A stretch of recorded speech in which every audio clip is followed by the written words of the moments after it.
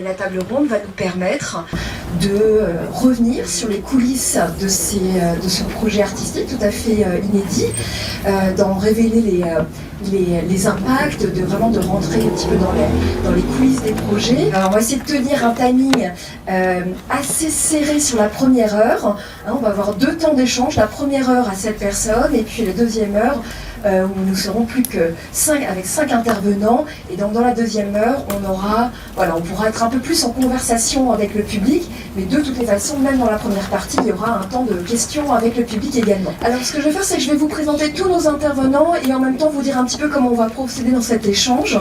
On va commencer par un temps de présentation, vraiment revenir sur la genèse des résidences croisées avec Sylvie Leger, qui a un long parcours à la fois d'artiste, mais aussi qui a porté de nombreux projets aussi bien dans la sphère humanitaire, sociale et culturelle. Donc les résidences croisées sont nées, je dirais, dans la continuité de votre parcours. On va rentrer d'abord dans la compréhension pour que tout le monde aussi voit la richesse et le caractère de multidimensionnel aussi de ce projet. Ensuite, on aura un temps avec nos 2 invités politiques, Monsieur le conseiller d'État Thierry Apotello, qui est en charge de l'action sociale, la cohésion sociale et la culture au canton. Avec vous, on pourra voir comment ce type de projet contribue à peut-être des nouvelles orientations en matière de politique publique. Et ensuite, on fera la même chose aussi avec M. Sami Canaan, conseiller administratif à la ville de Genève. Vous avez un portefeuille un petit peu différent, puisque vous êtes surtout sur la culture, mais aussi la transition numérique, je ne me trompe pas. On passera un premier temps tous les 3, vraiment de faire cette courroie de transmission entre le contexte Covid également et la genèse de ce projet. Ensuite, on ira faire un zoom sur le terrain avec Philiberto Logo, qui est l'un des artistes du programme des résidences croisées, Jacqueline Ricciardi également, alors je vous représenterai plus en détail tout à l'heure quand je vous ferai rentrer dans la boucle. Et puis aussi Laurence Etienne, qui travaille pour l'Hospice Général, qui donnera un point de vue de terrain. On rentrera vraiment dans le making-of et des bienfaits de ces projets. Et puis ensuite, on essaiera d'aller plus loin avec l'apport de Claude Hubert-Tapo, qui enseigne à la aide. Pareil, j'en dirai un petit peu plus sur votre parcours quand je vous donnerai la parole tout à l'heure. Voilà, pour planter le décor. Sylvie Leger, je vous donne la parole. Vous avez été l'instigatrice, vous avez porté ce projet. Merci de nous faire découvrir en fait la généalogie, puis la richesse, la multidimensionnalité des résidences croisées. Merci Raphaël, monsieur le conseiller d'État, monsieur le conseiller administratif, merci d'être là. Je vais essayer d'être rapide sur un projet qui est très, très vaste. Donc ce projet est né en 2021, en pleine crise du Covid, partant notamment, il est multifacette, mais du principe que les artistes sont la pointe de l'iceberg parmi les personnes qui étaient précarisées, parmi les précarisés dans le sens que ce sont des indépendants qui n'ont pas forcément le statut d'indépendant. Et c'était aussi une façon de montrer cette précarité auquel faisait face cette partie de la population. Comme le dit aussi le titre de la table ronde d'aujourd'hui, c'était rendre visible l'invisible, c'est-à-dire l'invisible, ça peut être les artistes, ça peut être les bénéficiaires de l'Hospice Général et ça peut être les thématiques qui sont abordées spontanément par nos artistes. L'insertion, l'intégration, la stigmatisation, la précarité, voilà. Et l'autre but de ce projet, c'est toujours de déstigmatiser les personnes qui sont inscrites à l'Hospice Général. Donc, pour rappel, à l'Hospice Général, on a 2 axes. On a l'aide aux requérants d'asile. L'aide, c'est aussi l'intégration et les personnes au bénéfice de l'aide sociale. Donc, le but de ce projet, c'est de déstigmatiser le regard qu'on peut porter sur ces personnes en montrant avec les artistes, je répète, c'est la pointe de l'iceberg des bénéficiaires qui sont à l'hospice, qu'on a des gens qui ont des compétences et qui ont des talents. Donc, tous les projets que vous voyez ici, que vous pouvez voir, les 23 projets, vous le démontrent. Et une autre raison de ce projet, c'est de rompre l'isolement dans lequel peuvent se trouver nos bénéficiaires. D'où le titre de ces résidences croisées, puisque un des critères de sélection des candidatures était que les artistes devaient montrer une réelle volonté, intérêt, aller à la rencontre des bénéficiaires de l'Hospice Général pour s'inspirer de leur parcours ou pour créer avec eux ou pour s'inspirer de leur propre parcours. Donc on a eu des bourses pour les artistes précarisés par la crise, externes à l'Hospice Général, et des bourses pour les artistes déjà inscrits à l'Hospice Général, qu'ils soient requérants d'asile ou qu'ils soient au bénéfice de l'aide sociale. Ce qui est important, c'est que nous, Hospice, on ne fait pas la distinction. Ces artistes, c'est des bénéficiaires, ceux-ci ne le sont pas. Certains ont choisi eux-mêmes, ont fait le choix eux-mêmes d'en parler.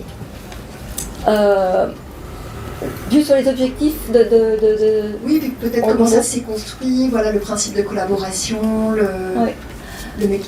D'accord. Alors, je vous dis juste les objectifs de communication, comme je vous l'ai expliqué, des stigmatisations, rendre visible l'invisible, de formation, là on va en parler pendant le making-of, d'ajouter des compétences à certains des bénéficiaires qui ont participé au projet, et aussi d'intégration, d'augmenter les réseaux, de rendre visible.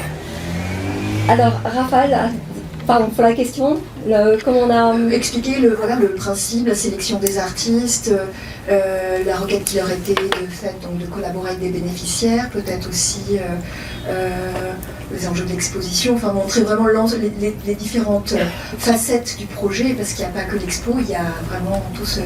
D'accord, merci. Déjà, la conception du projet, on a d'abord étudié la pertinence et les opportunités de monter un tel projet dans le contexte du Covid, alors qu'il y avait aussi beaucoup d'offres au niveau de la Confédération du canton de la ville. On a fait une étude de marché, de voir la faisabilité du projet, donc avec les potentiels partenaires culturels, institutions culturelles de Genève. Après, il a fallu faire le contour de l'offre, faire justement un appel à candidature. Donc on a eu une 60aine de candidatures, si je me rappelle bien. En mettant les critères. Un des critères, outre les critères habituels quand on fait une présentation, une proposition de candidature pour une résidence, c'était justement cet intérêt pour les bénéficiaires de l'Hospice Général d'aller à leur rencontre. Ensuite, on a constitué une commission d'experts, d'experts externes, dont 2 sont présents ici. Si vous voulez rebondir plus tard, voilà. Et il y a aussi le travail aussi était d'avoir l'adhésion à l'interne. On est plus de 1300 collaborateurs, je crois. Donc l'idée, c'était que tout le monde puisse s'y trouver, sa part d'intérêt dans ce projet, de regarder différemment leurs bénéficiaires et leur proposer de participer au projet. Je pense que Laurence Etienne pourra en dire quelque chose sur ce plan-là. Donc depuis le début, c'est un projet qui a été constitué, réfléchi 360, avec les objectifs dont je vous ai parlé, les parties prenantes. Voilà. Et ce qui était important, c'est la rencontre aussi qui est à la base de ces résidences. Et donc on a eu, maintenant, je suis un peu confuse, excusez-moi, il y a l'exposition que vous pouvez voir aujourd'hui jusqu'au 20 septembre. Il y a eu un atelier d'initiation à la médiation qui a été fait en 2 jours et les bénéficiaires qui ont voulu y participer ont été incroyables. Une partie est ici, une partie est sur les étages. Merci Raphaël de nous avoir aidés sur ce domaine-là.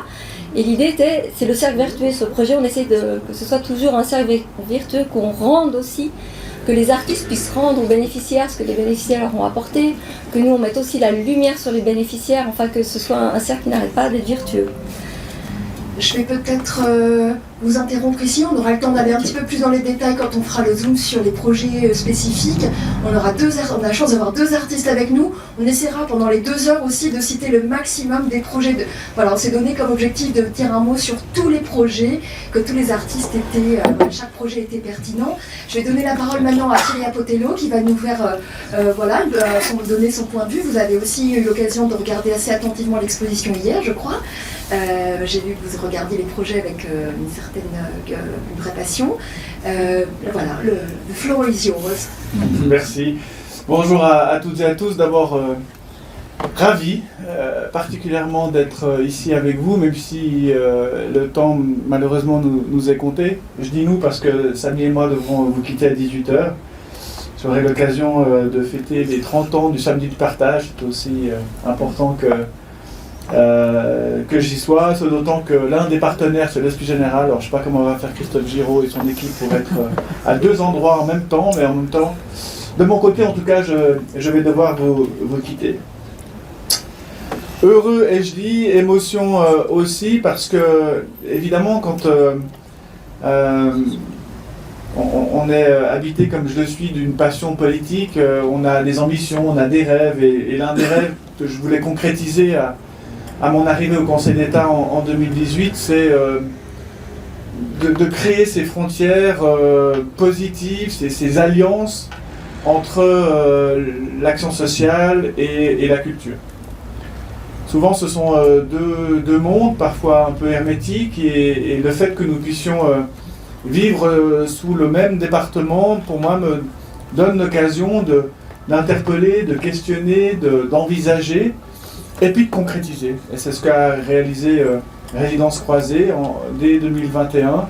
De croiser effectivement, comme cela a été relevé par Sylvie, un certain nombre d'éléments autour non seulement des valeurs, mais aussi des éléments qui entretiennent cette cohésion sociale qui, comme nous le savons, est passablement meurtrie, en tout cas fragilisée à chaque fois que nous sommes dans des discours populistes, à chaque fois que nous sommes dans l'exclusion, à chaque fois que nous entendons ici et là, et malheureusement de plus en plus souvent, des gens pour qui la cohésion sociale, au fond, se restreint à l'idée de se dire c'est moi et ça reste moi.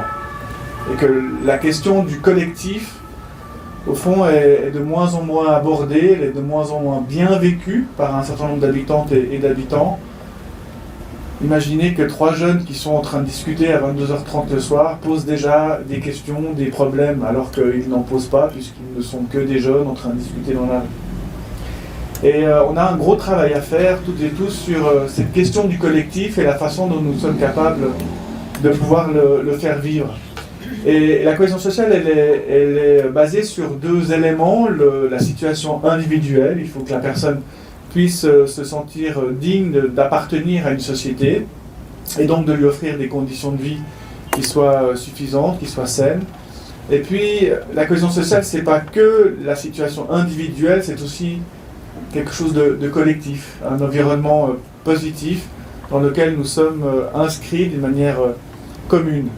Et il n'y a pas de miracle. Pour pouvoir vivre ce collectif, il y a bien entendu le côté naturel que sont les amis, la famille, les proches, mais c'est insuffisant.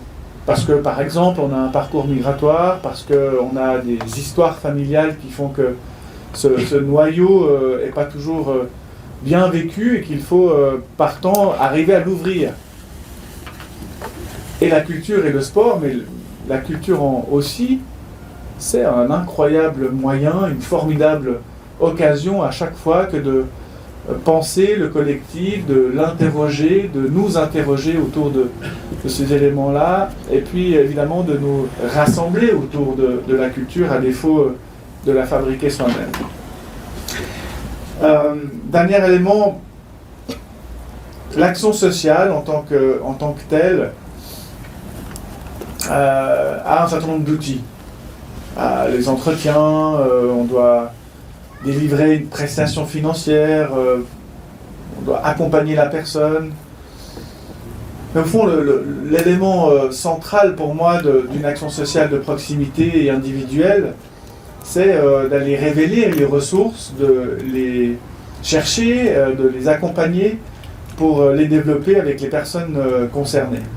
Et parfois, quand on vit une vie particulièrement difficile, eh bien, la confiance en soi cache les ressources, parfois même les blesse. Et donc, il y a un travail d'accompagnement avec les professionnels qui permet de révéler ces ressources. Et lorsque nous lançons ce type de projet, et quand je dis nous, je m'y associe, mais c'est au fond l'esprit général, bien sûr, même si le département a encouragé, soutenu et fait tout ce qui était possible, et il n'en demeure pas moins que la culture est l'un des outils intéressants que nous pouvons mettre en place pour permettre effectivement la concrétisation de ces éléments. Donc pour les bénéficiaires, et c'est ce qui m'a beaucoup plu dans ce projet, sont considérés comme des artistes.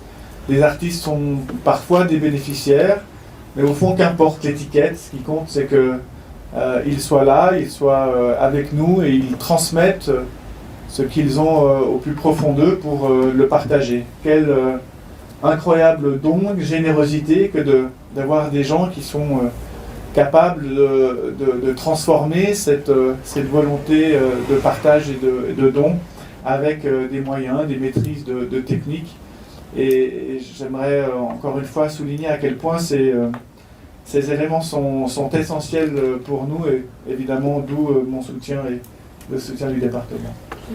Peut-être aussi des nouvelles manières de développer des politiques d'action publique pour le social, voilà, d'avoir, je sais que vous êtes assez intéressé par des nouvelles réflexions sur des nouvelles formes d'action sociale. Peut-être que là, il y a quelque chose qui s'ouvre. On aura l'occasion d'en reparler un petit peu plus tard. Je vais donner la parole maintenant à Samy Canaan, donc, qui est au niveau de la DIFS. Peut-être toi aussi, je sais que au niveau de la culture, il y a eu beaucoup d'expérimentations qui ont été menées au moment de la Covid. Je sais que vous étiez assez engagé sur ces questions-là. Voilà, donnez-nous votre regard sur tous ces nouveaux modes d'agir, finalement, publics.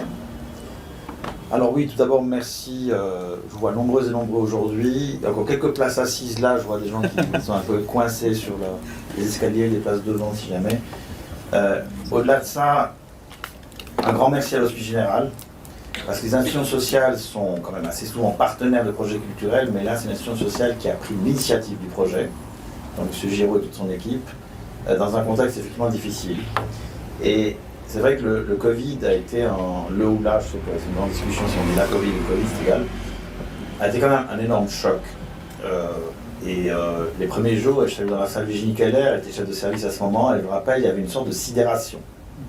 Je me rappelle cette conversation téléphonique ubuesque entre elle et moi. On doit fermer les institutions culturelles et au téléphone on se faisait la liste. Ah oui, il faut penser à avertir X, Y, Z. C'est le fameux week-end de mi-mars. Le Conseil fédéral avait décidé le confinement. Et donc, on avait vu arriver cette crise, il y avait des signes annonciateurs, la jauge à 1000 personnes, mais quand même, quand on arrivait à la fermeture intégrale de toute l'action culturelle, quasiment du jour au lendemain, ça paraît loin maintenant, mais c'était un choc incroyable. Donc, mais ce qui s'est passé, ça je trouve incroyable aussi, c'est qu'aussi bien de notre côté, en tant qu'agent de service public, que du milieu, très vite on est passé de la sidération à l'action. Tout à coup on s'est dit, il y a un instinct de survie qui est apparu. Alors, il y a eu des bonnes nouvelles institutionnelles, je me rappelle, on a très vite discuté avec M. Apotello et aussi M. Berson au niveau fédéral. Tout ce qui est subvention a été maintenu, c'était pas anodin. Donc on finançait des activités qui n'avaient plus lieu. C'était pas anodin comme décision, ça paraît totalement évident, mais ça l'est pas. Mais évidemment, avec ça, on a assuré, je dirais, le maintien des institutions culturelles, des acteurs, mais de là arriver jusqu'aux artistes individuellement, donc toute la granularité de leur situation, indépendants, pas indépendants, intermittents, et tous les arts en plus, on sait à quel point le nombre d'artistes travaillent à titre individuel, par projet. Et donc, effectivement, par étapes, on essaie de comprendre ce qui se passe. Et c'est vrai que c'est devenu un énorme laboratoire. Alors, évidemment, le milieu lui-même, et ça, je suis toujours admiratif, c'est fascinant de voir cette inventivité du milieu culturel qui, on lui ferme une porte, il ouvre une fenêtre, on lui ferme la fenêtre, il passe par la cave, par sous le virage, mais il a besoin de bouger, de sortir, surtout aussi qu'ils sont sur lui, bien sûr. Et pour nos départements, c'est vrai que des choses sont apparues qui auraient pu apparaître avant. Je vais vous dire un exemple très prosaïque, que les musées, par exemple, qui étaient quand même physiquement présents, puissent accueillir beaucoup plus qu'avant des artistes en résidence. C'est pas évident dans l'absolu, il y en avait déjà un peu avant. Mais là, d'un coup, je leur ai dit, écoutez, là, il faut y aller à fond. Et tout le monde était très heureux, parce qu'au début, c'était un peu genre en service, mais en fait, ils n'arrêtent plus depuis. Oui, c'est tellement génial, mais c'est ça. C'est ça de mon côté, oui, c'est ça. Mais c'est incroyable d'avoir un ou une artiste dans les murs du muséum, de l'Ariana et autres, et qui amène son regard, quel que soit là en question. Ça se faisait déjà avant, un des précurseurs à Genève, je dois le relever, c'est le CERN, qui a eu un artiste, c'était un projet commun avec le canton. On a utilisé les locaux lorsqu'on avait le droit pour travailler sinon hors le public. Donc plein de théâtres comme la Comédie, par exemple, le Plan Marshall, Saint-Gervais, tous. Si déjà on ne peut pas se voir devant le public, au moins venir travailler. Mais là, il y a eu des situations ubuesques aussi. Je me rappelle la situation à Saint-Gervais, où un vendredi soir, des gens répétés, il y avait dans la salle des collègues, des programmateurs, des programmatrices, et la gendarmerie est intervenue parce que ça violait les règles de confinement. Interdiction de réunion de plus de 5 personnes, sauf si c'est pour le travail. Et pour l'équipe de gendarmes, c'était impensable qu'on est en train de travailler un vendredi soir dans un théâtre. reste même un peu gêné d'ailleurs. Mais voilà, on a intervenu et puis mais ça montre aussi la perception, disons, de ce que c'est l'activité culturelle. On a fait l'espace public restait autorisé. Par exemple, les artistes des arts plastiques et visuels, on a fait un magnifique projet avec l'équipe du Fonds municipal d'art contemporain, I Love Artists d'ici, puisque l'affichage commercial était quasi gelé, parce qu'il y avait la pandémie, on avait plein de surfaces disponibles. Et donc, des artistes ont fait des affichages artistiques et rencontré en plus leur public. Au moins, là, il n'y avait pas de problème de jauge et de confinement. Et donc, ça, c'était génial. Maintenant, au-delà de ça, ce que je trouve aussi très salutaire, la crise en tant que telle n'est pas souhaitable, mais elle a quand même eu un autre effet très concret, un effet de loupe grossissante sur la réalité, justement, des artistes, des autres métiers de la culture. D'une part, la fermeture a tout à coup créé un effet de manque, c'est quand on nous enlève quelque chose qu'on se rend compte que c'est important. Oui, d'ailleurs, il y a une œuvre d'art qui traite particulièrement cette question, Rebecca, qui est là, avec son cadre doré, qui parle justement de ce qui a disparu pendant la Covid. Bah alors, effectivement, et aussi bien au Parlement cantonal que chez nous en ville, les crédits successifs de soutien à la culture étaient votés à la quasi-unanimité, voire l'unanimité. J'avais même l'UDC, l'MCG qui se levait en disant non, quand même, la culture des artistes c'est important, c'est des emplois et c'est important. J'espère qu'ils s'en rappelleront au-delà de la pandémie. Donc pour dire que ça aussi c'est salutaire et donc ça a formidablement fait avancer la cause de la rémunération. Et puis alors, pour venir à l'enjeu qui est en lien aussi avec le projet dont on parle aujourd'hui, bah, ça confirme les enjeux très complexes de participation culturelle. Parce que depuis Malraux, on dit qu'il faut démocratiser la culture. Alors honnêtement, je peux vous dire, nos statistiques qu'on a, par exemple, sur nos musées, elles ne sont pas encore très glorieuses, elles s'améliorent. C'est plutôt des gens qui ont un diplôme universitaire, c'est des gens... Enfin, par contre, ce qu'on a compris avec les années maintenant, ce qui marche le mieux, c'est qu'on implique les gens. Ouais. On les implique vraiment, c'est-à-dire que c'est pas juste les faire venir comme des spectateurs, spectatrices, et quand on arrive aussi à travailler avec leur code culturel, leurs références, par exemple des jeunes, on parle plutôt hip-hop que opéra, mais après ils retrouvent le lien entre hip-hop et opéra, et ainsi de suite. Et donc là, on a fait énormément de travail, j'en ai terminé en citant par exemple les sorties Relax, qui sont la nouvelle saison qui inaugure bientôt. Ben, les bâtiments continuent, les musées continuent à accueillir d'autres projets, le Art Truck de Destination 27 pour les publics empêchés, et puis le fait que dans l'espace public, il y a maintenant une vraie attente de projets qui sortent des espaces culturels. Je ne voudrais pas dénigrer les espaces culturels, ils sont fondamentaux, mais les compléter. Je vais peut-être vous interrompre là, parce qu'on a un timing assez serré, et surtout vous m'offrez une parfaite transition vers les projets des artistes, qui sont des merveilleux exemples justement de participation culturelle, parce que chacun à leur manière est allé à la rencontre de bénéficiaires, selon des modalités toutes différentes. Hein. Certains ont travaillé avec des dizaines de bénéficiaires, d'autres avec 2 ou 3 de manière beaucoup plus intimiste. Nous avons 2 artistes avec nous qui vont nous présenter comment ils ont travaillé, et ça vient tout à fait dans la continuité de cette demande de comment inventer finalement ces nouvelles formes de rencontres entre des artistes et des citoyens. Là, il se trouve que ce sont des bénéficiaires, mais les cas sont intéressants. Alors je vais commencer avec Philbert Tologo. Philbert, je vais vous présenter un peu mieux tout à l'heure. Donc vous êtes à la fois danseur, chorégraphe, vous êtes originaire du Burkina Faso, mais ça fait quand même assez longtemps que vous êtes en Suisse. Vraiment la culture a été pour vous vraiment votre voie d'entrée dans la société suisse. Hein. Ça a été vraiment un levier d'intégration particulièrement réussi pour vous, hein, puisque vous avez toute votre place dans la vie culturelle genevoise. Vous avez candidaté pour les résidences croisées avec un projet qui s'appelle « Je pars donc je suis ». Les représentations ont lieu demain soir et samedi soir, hein, c'est ça, je ne me trompe pas Sylvie? Oui, c'est bien ça. Voilà. Alors, Philbert, racontez-nous comment vous avez travaillé, comment ça s'est joué, comment vous avez pensé votre projet en fait. Et tout d'abord, je voudrais dire merci à toute l'équipe de l'Institut Général et l'initiative de ce projet. Quand j'ai vu le titre « Résidence croisée », ça a tout de suite résonné avec mon parcours. Donc, vous venez de dire, je suis arrivé du Burkina Faso quand j'avais 22 ans. Ça fait j'ai 45 ans aujourd'hui. Et donc, ça fait, oui, non, aujourd'hui, il y a 2 semaines. On était prêts à chanter. Hein. C'était le 2 septembre, j'ai eu 45 ans. C'est pour dire que, effectivement, je suis rentré par la grande porte en Suisse à Genève. Pourquoi je dis par la grande porte? Par la culture. Et j'ai amené, je dirais, mon bagage culturel. Et tout de suite, les artistes genevois m'ont accueilli par la danse. Au fil des années, j'ai continué à proposer mes créations, mes enseignements de la danse contemporaine, de la danse africaine. Et aujourd'hui, je dirais que les résidences croisées résonnent complètement avec mes attentes. Et c'est pour cela que j'ai postulé, pour partager mon expérience, je dirais expérience réussie, parce qu'aujourd'hui, dans la vie culturelle, plus ou moins, il y a mon petit nom quelque part, Philbert Legault. Donc, il ne faut pas que j'exagère, donc c'est une chance pour moi. Et je voudrais partager cette expérience-là, c'est ce que j'ai fait avec les artistes, je dirais aussi les bénéficiaires de l'hospice. Dans le premier temps, nous avons fait une création, de création avec les femmes de Bois-de-Baie. Donc je me suis déplacé pour aller dans leur lieu de résidence. Le but c'était ça, d'aller vers eux. Et ensuite on allait venir au culte ici dans la salle. Et malheureusement, ça n'a pas donné par rapport à leurs convictions personnelles. Il y a beaucoup de femmes qui ne voulaient pas être sur scène.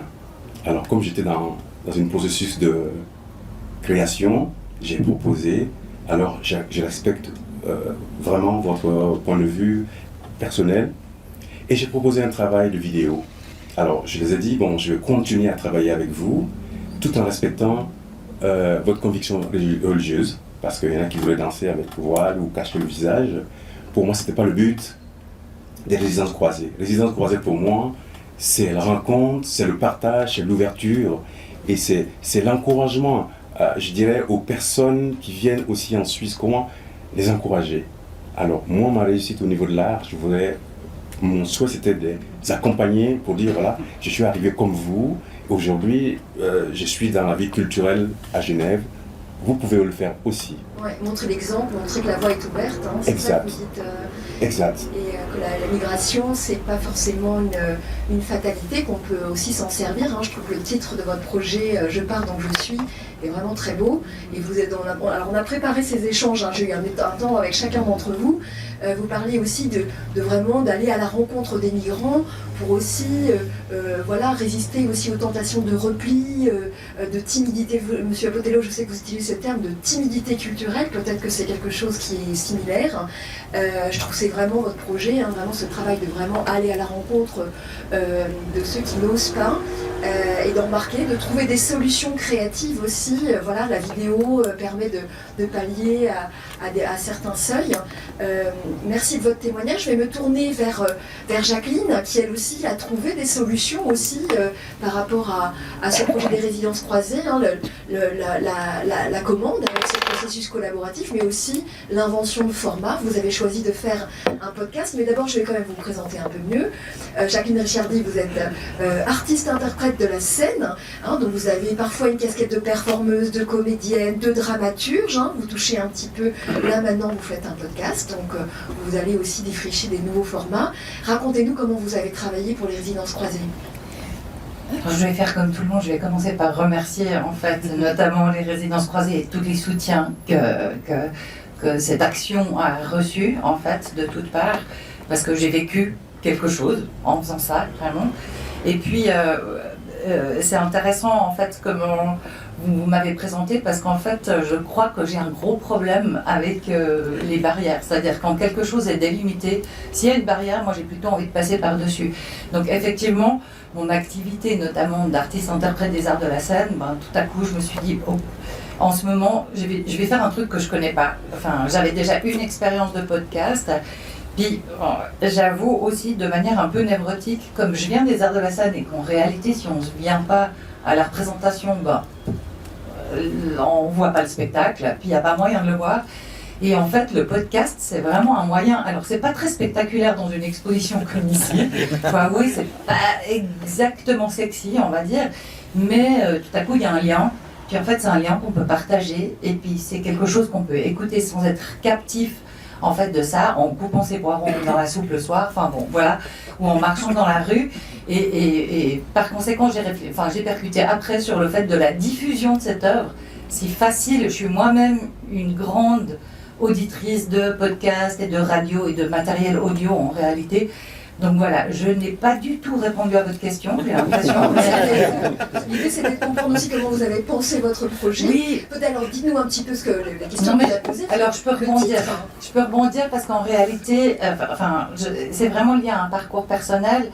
Moi, je suis vraiment ce qu'on appelle une seconda, vraiment une fille née à la fin des années 60, de parents immigrés italiens qui sont arrivés au début des années 60 en Suisse, où il y avait une grande vague d'immigration, parce que la Suisse avait besoin de cette main-d'œuvre.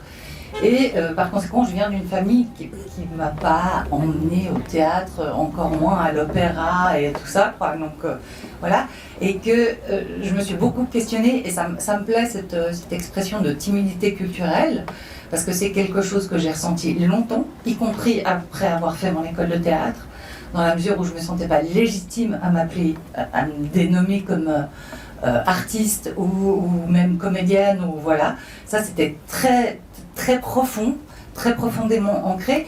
Et par conséquent, j'ai l'impression que j'ai pensé aussi ce projet en me disant qu'est-ce qui est le plus difficile en réalité. Et je trouve encore qu'une des grosses difficultés, c'est de franchir les portes d'une institution culturelle.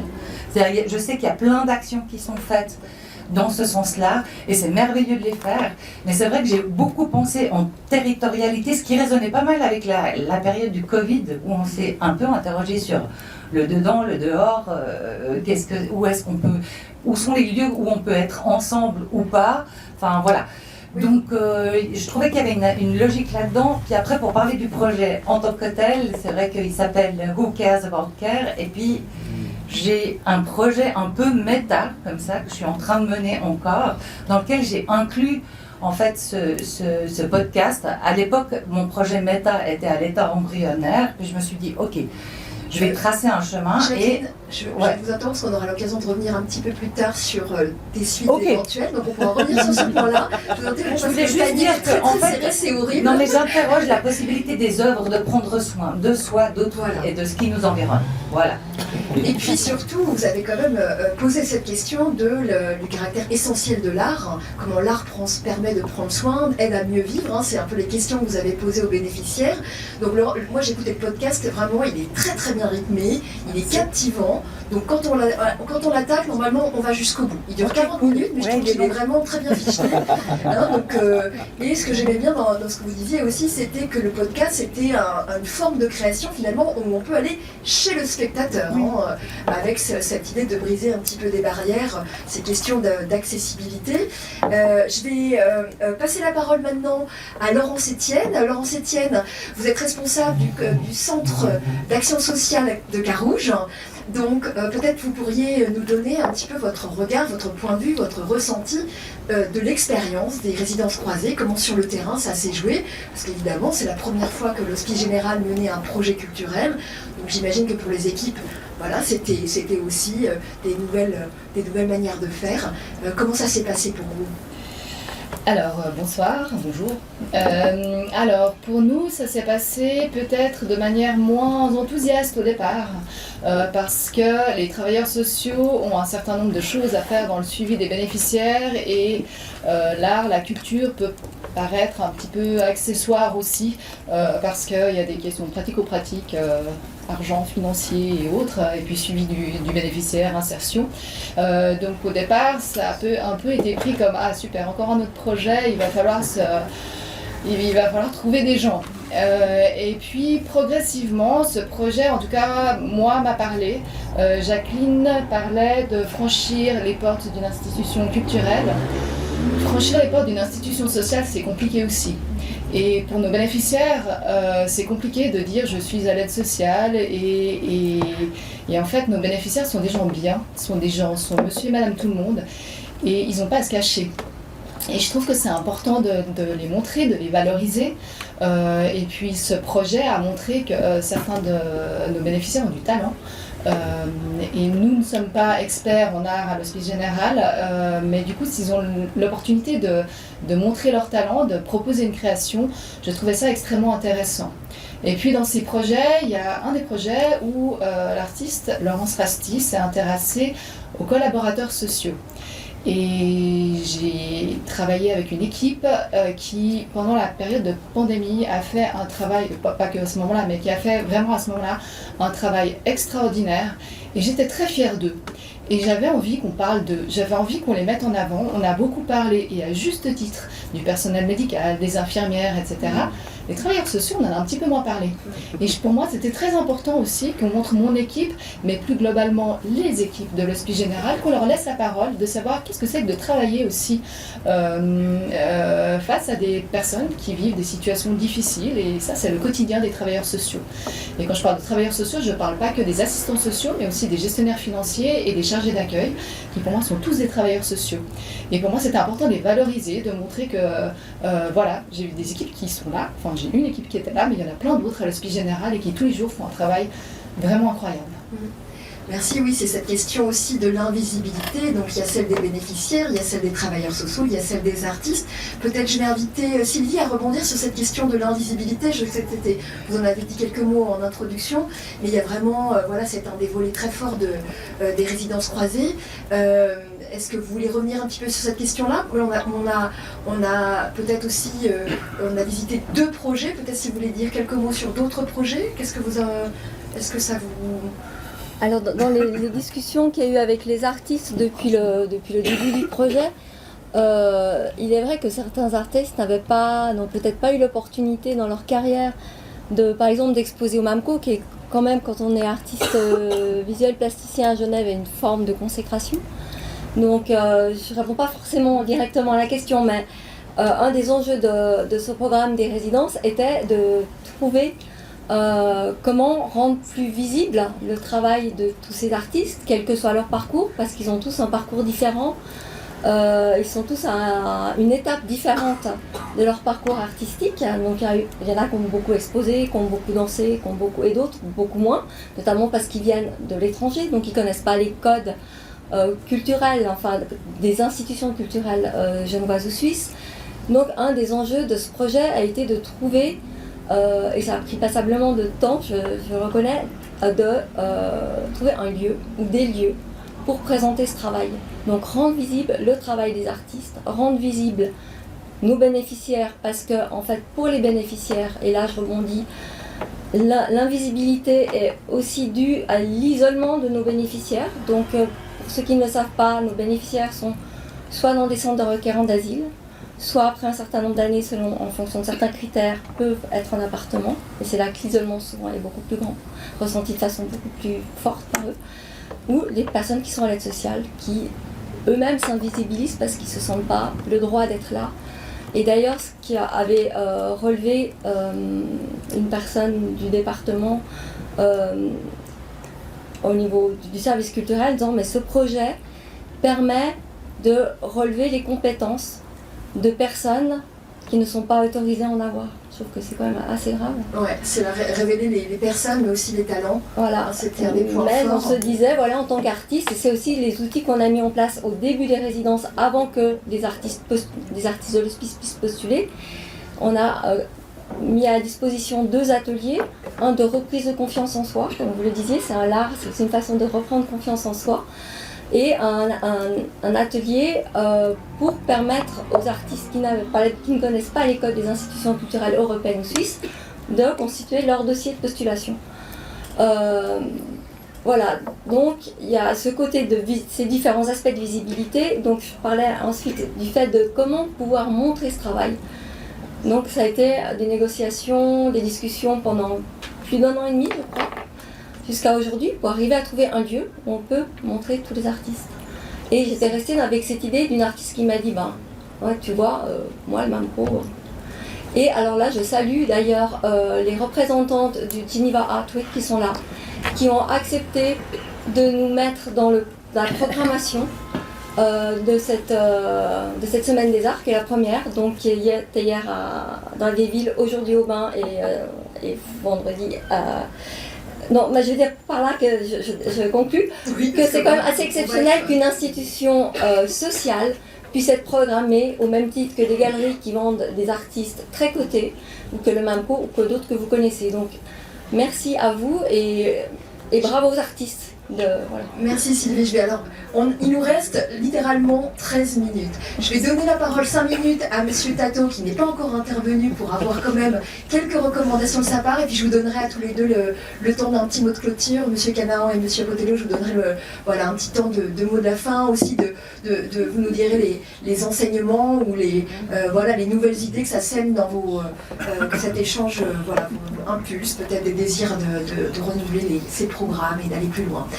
Monsieur Tato, est-ce que vous voulez nous donner, alors peut-être je vous présente correctement, vous avez un long parcours, vous êtes d'abord historien de l'art, vous avez un long parcours dans le domaine de la médiation, vous êtes quelqu'un qui tisse des liens autour de l'art, dans des contextes sociaux, pédagogiques, urbains, vous avez un long historique, vous enseignez à la aide dans le Master Trans qui est dédié au projet socialement engagé, vous êtes vraiment avec cette file, avec cette compétence de la médiation qui est au cœur de votre passion, je dirais. Quelles seraient les bonnes idées que vous auriez glissées aux oreilles de M. Canaan et M. Apodelos avant qu'ils ne partent?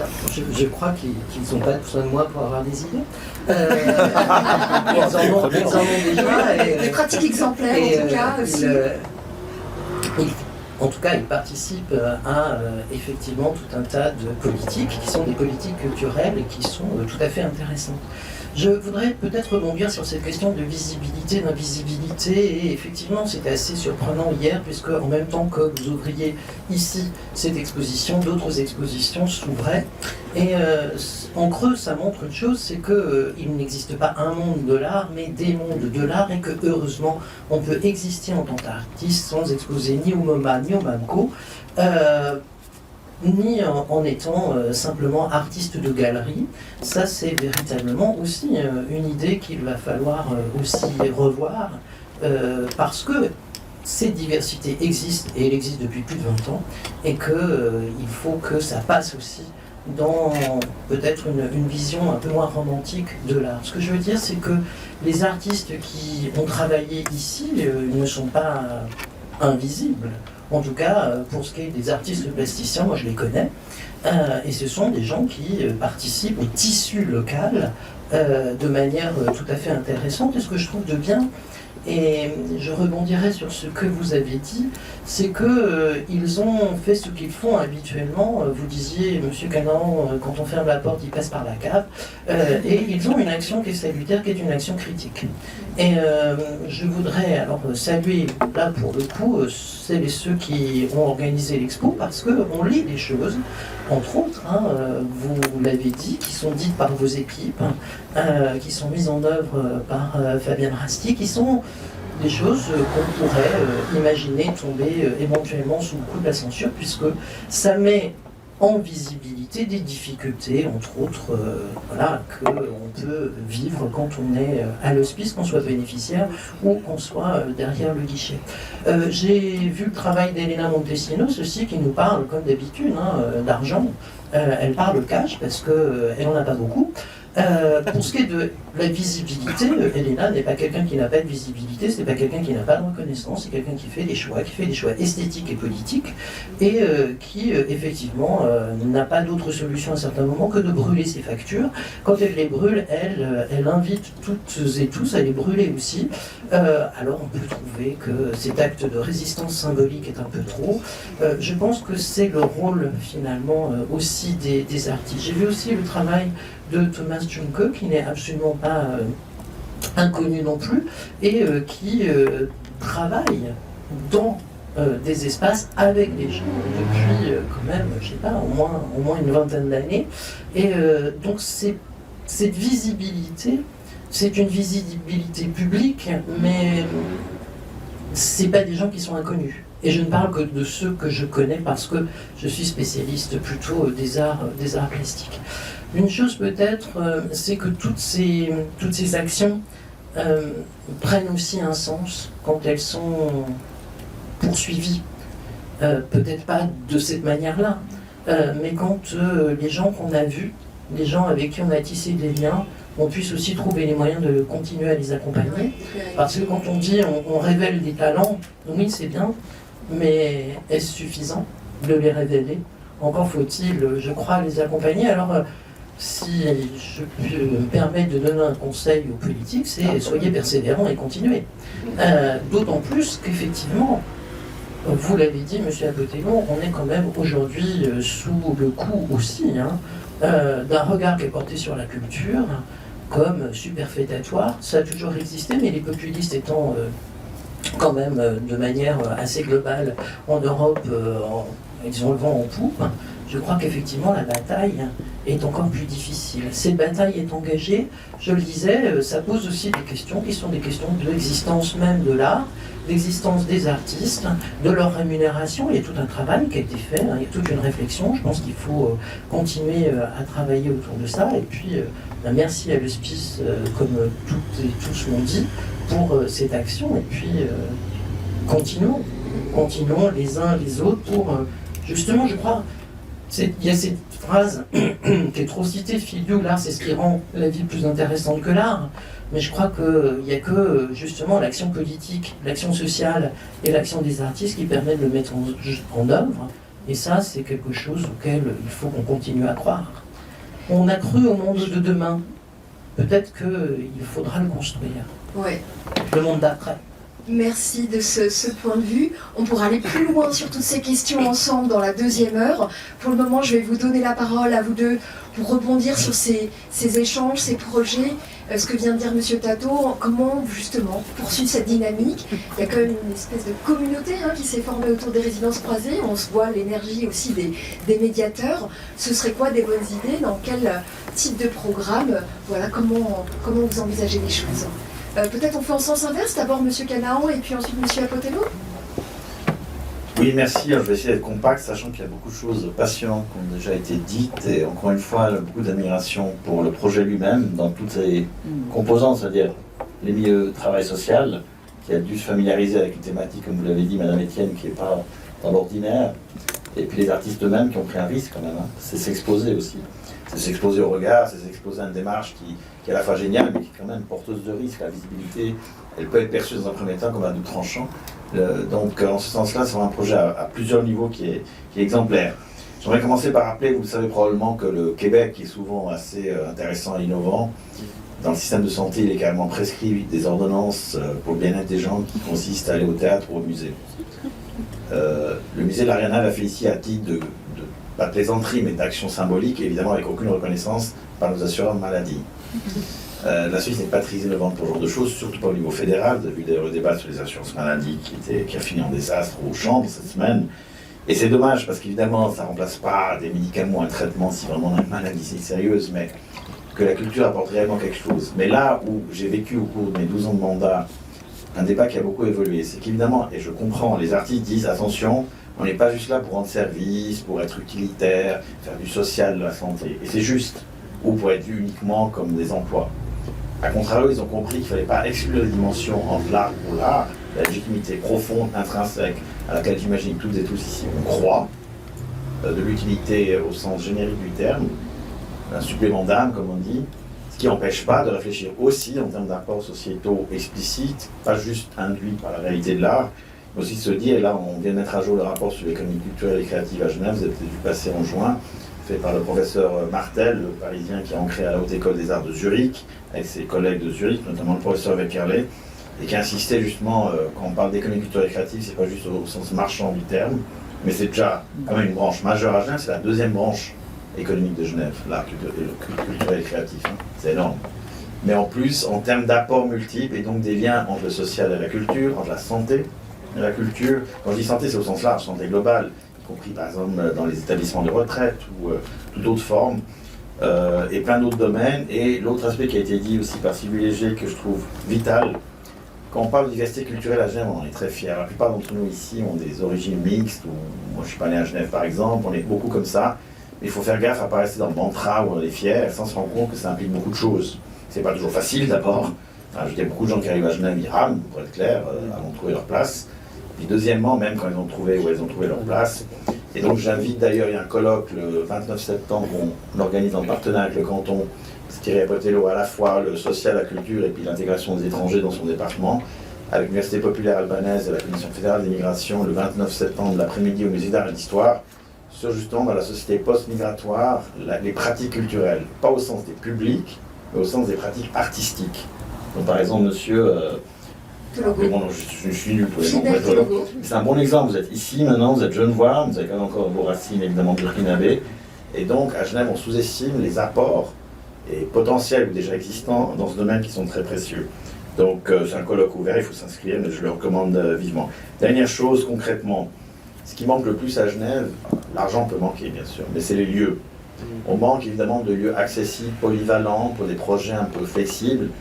Surtout si on ajoute au fait qu'un MAMCO ou qu'un grand théâtre ou qu'un musée a une liberté de programmation. Moi, je ne vais pas dicter à un musée un ordre de marche, de dire vous devez faire telle expo. Souvent, c'est foireux.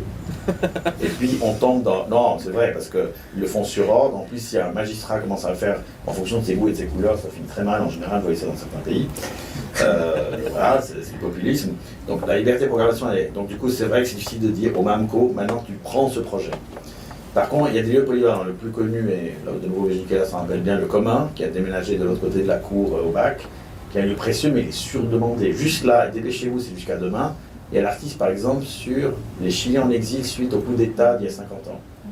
Et j'ai trouvé fascinant la manière dont c'est mis en scène.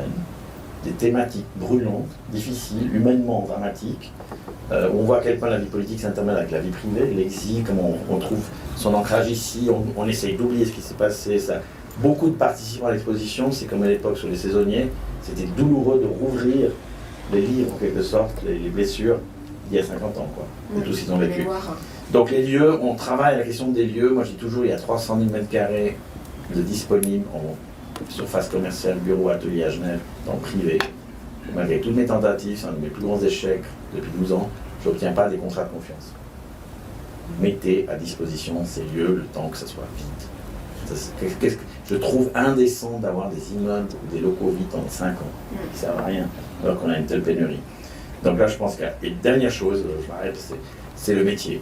Je pense qu'il s'est passé par rapport à l'hospice général, il y a encore un travail à faire que la pandémie a aidé, c'est la reconnaissance réelle des métiers de la culture. Pas juste comme ça, un artiste, c'est un artiste. Et on en parle souvent avec M. Apotello, ça arrive encore qu'à l'Office de l'emploi ou à l'Office des assurances sociales, il y a encore un peu moins, heureusement, ce phénomène. Non mais artiste, vous êtes gentil, mais on n'en vit pas. Ouais. Et puis vous pouvez pas en vivre, arrêtez de vous faire des illusions, quoi. C'est bon, quoi. Faites un vrai métier, quoi. Ou bien dans l'office d'emploi qui vous oblige à travailler à un moment donné. Bon, je vais trouver une place de placeur au théâtre X ou Y. Enfin bon, je veux bien prendre un pendant, mais il n'y a pas de sous-métier, bien sûr. Mais enfin, quand même. Et là, il y a encore un travail à faire de prise de conscience. Il y a quand même encore cette culture. Un artiste doit crever de faim pour qu'il soit bon. Je m'excuse de le dire comme ça. On l'entend beaucoup moins. Il y a un peu encore ça. Et là, nous, on essaie d'assumer par les rémunérations, les grilles de rémunération, de les appliquer nous-mêmes. Qu'un musée, par exemple, ne va plus faire venir un artiste pour jouer la musique ou faire une performance en disant ben, on ne paye pas, mais c'est bon pour ton CV. Ça, c'est en train de changer. Oui, ça, mais du coup, il faut que les budgets suivent, et là, c'est un peu plus compliqué. Mais on fait un travail là-dessus, et je voudrais dire que quand on revient dans la culture, et je crois que je peux vous passer la parole. Oui, tout à fait. Peut-être aussi, Sylvie, entre nous, vous voulez dire un petit mot aussi, peut-être Oui, rebondir sur ce qu'a dit M. Canard sur 2 points. L'initiative du Québec, il y a aussi l'OMS qui a reconnu. Oui, juste. Qui a reconnu le pouvoir transformationnel de l'art, et il y a certaines des œuvres, notamment celle de Jacqueline, ou Pierce Bolka, si vous écoutez ça, ça vous fait aussi du bien à vous. Il y a des artistes qui, comme l'a dit Laurence, ou peut-être pas encore, je ne sais plus, mais qui ont été transformés par cette expérience culturelle, et surtout, pour revenir sur l'invisibilité, et c'est ce que vous avez dit, Monsieur Canard, il y a toute cette part de travail des artistes qu'on ne connaît pas. Et un des buts des résidences croisées, il y a l'OCE, mais il y a aussi l'Hospice général, qui ne reconnaît pas forcément qu'un artiste qui travaille sur son œuvre artistique est en train d'effectuer un travail. On va lui dire, fais ton CFC de comptable ou je ne sais quoi. Non, le but de ces résidences, c'est de montrer que l'art est un métier, est une profession, et je finirai là-dessus. Même dans les commissions, je crois qu'on voit très bien quand on postule en tant qu'artiste pour une bourse, il n'y a pas de place forcément pour tout le travail de recherche, suivant dans quelle branche artistique on est, qui peut être phénoménal. On a des exemples aussi dans nos artistes. La bourse qu'on a donnée, elle est très modeste, reconnaissons-le. Des artistes qui ont décidé de s'engager corps et âme, tous, mais voilà. qu'on passait plus de temps peut-être parce que voilà, c'était un projet qui demandait plus de temps et ça on ne le voit pas, on ne le reconnaît pas. Et dans l'invisibilité dont on parlait, elle est multifacette, elle est à plusieurs niveaux. Mais ça je trouve que c'est très important et le Covid l'a mis un peu, on commence à le mettre en évidence, cette crise.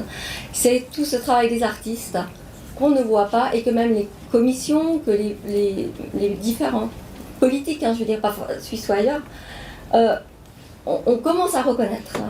Que c'est pas seulement longtemps, et je terminerai là-dessus, on disait à un artiste photographe ou peintre, tu as la chance d'exposer, voilà, stop, il n'y avait pas de cachet. Donc là, comment dire, les pratiques sont en train de changer. Change, de ce point de vue-là.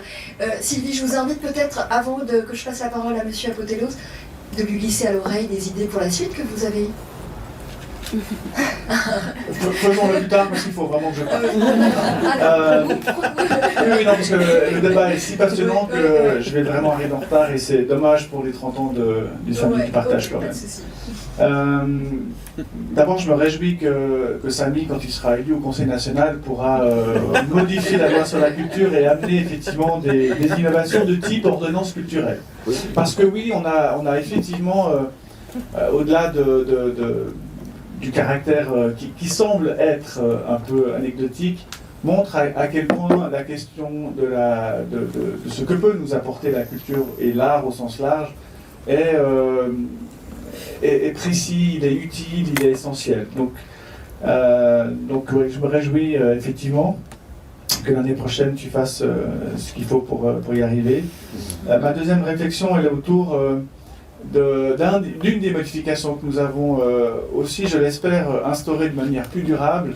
C'est d'ailleurs contenu dans notre loi sur la promotion de la culture et la création artistique qui a été votée le 23 juin dernier par le Parlement genevois et qui parle de la recherche. C'est la première fois que dans une loi on évoque la question de la recherche et de sa prise en compte, parce qu'évidemment on a au fond, pour celles et ceux qui ne baignent pas tous les jours dans la question culturelle, au fond on ne voit qu'un tableau, qu'une sculpture, qu'une pièce à un moment donné,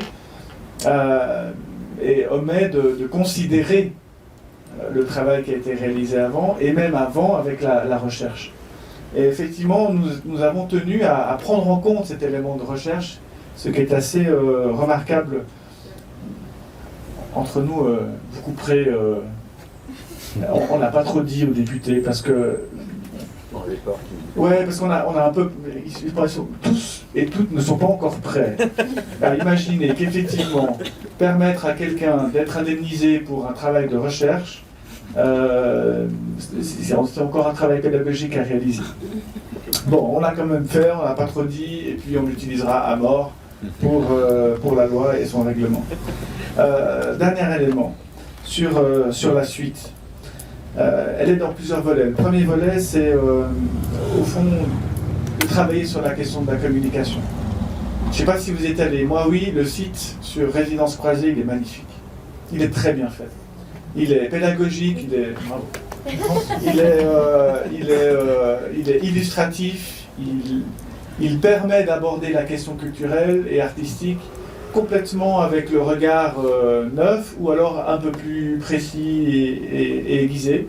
Donc chapeau, et je pense que là on a un vrai travail en commun à réaliser. Je pense qu'on est à peu près 99% à avoir au moins un réseau social à disposition. Il faut que dès ce soir on le mette sur tous nos réseaux sociaux respectifs pour faire parler de ça, parce que la vie culturelle, c'est aussi ça, c'est aussi le bouche à oreille, c'est de dire oh, j'ai vu une super expo, je suis arrivé à la maison hier soir, tard, mais je suis arrivé quand même, et j'ai dit à la maison, c'est fantastique. Ce que j'ai vécu au Grutli est fantastique. Bien, il faut qu'on y aille ce week-end. Et donc ça fait aussi partie de ça, de cette capacité que nous avons toutes et tous déjà ce soir, et toutes celles et tous ceux qui viendront à la visite et au spectacle demain et vendredi et samedi, de pouvoir le dire et en parler. Donc au moins, votre devoir de ce soir, c'est de mettre le site internet résidencecroisée.ch sur vos réseaux sociaux. Le deuxième élément, c'est quid d'une deuxième édition. Effectivement, le sui général et le magistrat tutelle que je suis nous avons des interactions. Mais fort heureusement, cette proposition est venue de l'Hospice Général. Donc il faut que cette deuxième édition vienne d'elle si elle porte sens pour cette institution. Je ne peux que l'espérer, le vouloir, le chérir, mais la direction prendra les décisions, y compris les foudres si ce n'est pas fait. Troisième élément, et c'est peut-être le plus important dans l'enseignement que nous avons à tirer des résidences croisées, c'est de notre responsabilité que nous soyons actrices ou acteurs culturels, actrices ou acteurs sociaux au sens large, c'est de faire en sorte que la culture soit au quotidien présent. C'est d'abord de s'intéresser, de le promouvoir, de l'imaginer, d'encourager. Quand tout simplement, et je le racontais hier,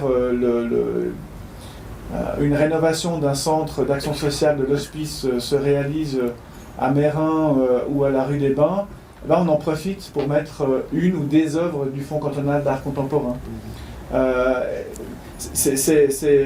On n'a pas fait une grande opération médiatique, mais au fond, toutes celles et tous ceux aujourd'hui qui fréquentent ne serait-ce que ces deux cases, se rencontrent avec une œuvre du Fonds cantonal d'art contemporain. Et au fond, mon message c'est ça, c'est comment est-ce que dans vos équipes, Anna Bétienne, dans les équipes des autres cases, dans celles et ceux que nous connaissons, nous pouvons effectivement inscrire ce réflexe quotidien de la culture. Merci à vous. Alors, je crois que l'heure est vraiment passée, 18h08, on a mis exactement 1 heure, on a commencé avec un petit peu de retard. Merci beaucoup à vous deux. Merci à vous. Alors, maintenant, on va passer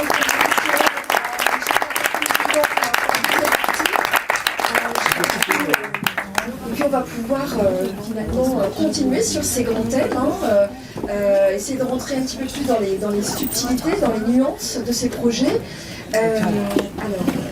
Voilà. Donc, il y a une fournée de sortie, peut-être qu'il y a une fournée de rentrée. Donc, dans ce deuxième temps, on va essayer d'aller chercher des questions un petit peu plus artistiques aussi, vraiment, de se poser des questions, pas simplement en termes d'action politique, mais aussi dans les nuances des projets artistiques eux-mêmes. On a eu 2 beaux exemples. Peut-être on revient pour commencer sur la question du travail de la curation. On a dit que c'était tout un art finalement de savoir choisir les bons artistes aux bons endroits, avec les bons bénéficiaires, dans le bon cadre, des cadres qu'on a souvent envie de faire bouger d'ailleurs. Ce thème du cadre, il est un petit peu en transversal, il y a pas mal d'artistes qui ont travaillé sur cette notion du cadre, le cadre institutionnel, le cadre de l'œuvre d'art, le cadre de vie, le cadre de travail, il y a tout un volet sur ce point-là. Et pour commencer, j'aurais envie de revenir peut-être avec vous, Monsieur Tato, sur cette question de la curation, du choix des artistes. Comment ? Parce que certains artistes ont envie de travailler avec des bénéficiaires ou travailler avec des citoyens. Quels sont vous avec votre regard de cette longue expérience de collaboration entre art et société, de tissage de liens, quels sont vos... Alors, je crois une chose, c'est que l'envie ne suffit pas toujours. On peut avoir envie et ne pas savoir. On peut aussi se heurter à toute une série de points aveugles. Alors l'envie, elle est nécessaire et il me semble qu'elle n'est pas suffisante. Ça, c'est une chose. Il y a des travaux qui se prêtent à des interprétations et à des traductions multiples avec autrui. Il y en a d'autres, c'est plus difficile. Moi, ce que je remarque dans cette exposition, et c'est en ça que je trouve réussi, c'est que les artistes que je connais ne font pas autre chose que ce qu'ils font habituellement. Alors, ils le font avec autrui, mais ils n'ont pas changé complètement. C'est pas du tout un travail de commande. Il y a effectivement un appel à projet, ils ont envie, ils y répondent, mais tout ce que j'ai vu, parce que l'art c'est quand même aussi quelque chose de formel, ce que j'ai vu formellement, c'était réussi parce que on n'a pas tout réinventé et on n'a pas, comment dirais-je, travesti les choses, je pense à Greta, qui n'a pas travesti son travail, on n'a pas travesti les choses pour rendre tout ça aimable et voilà. C'est pas policé.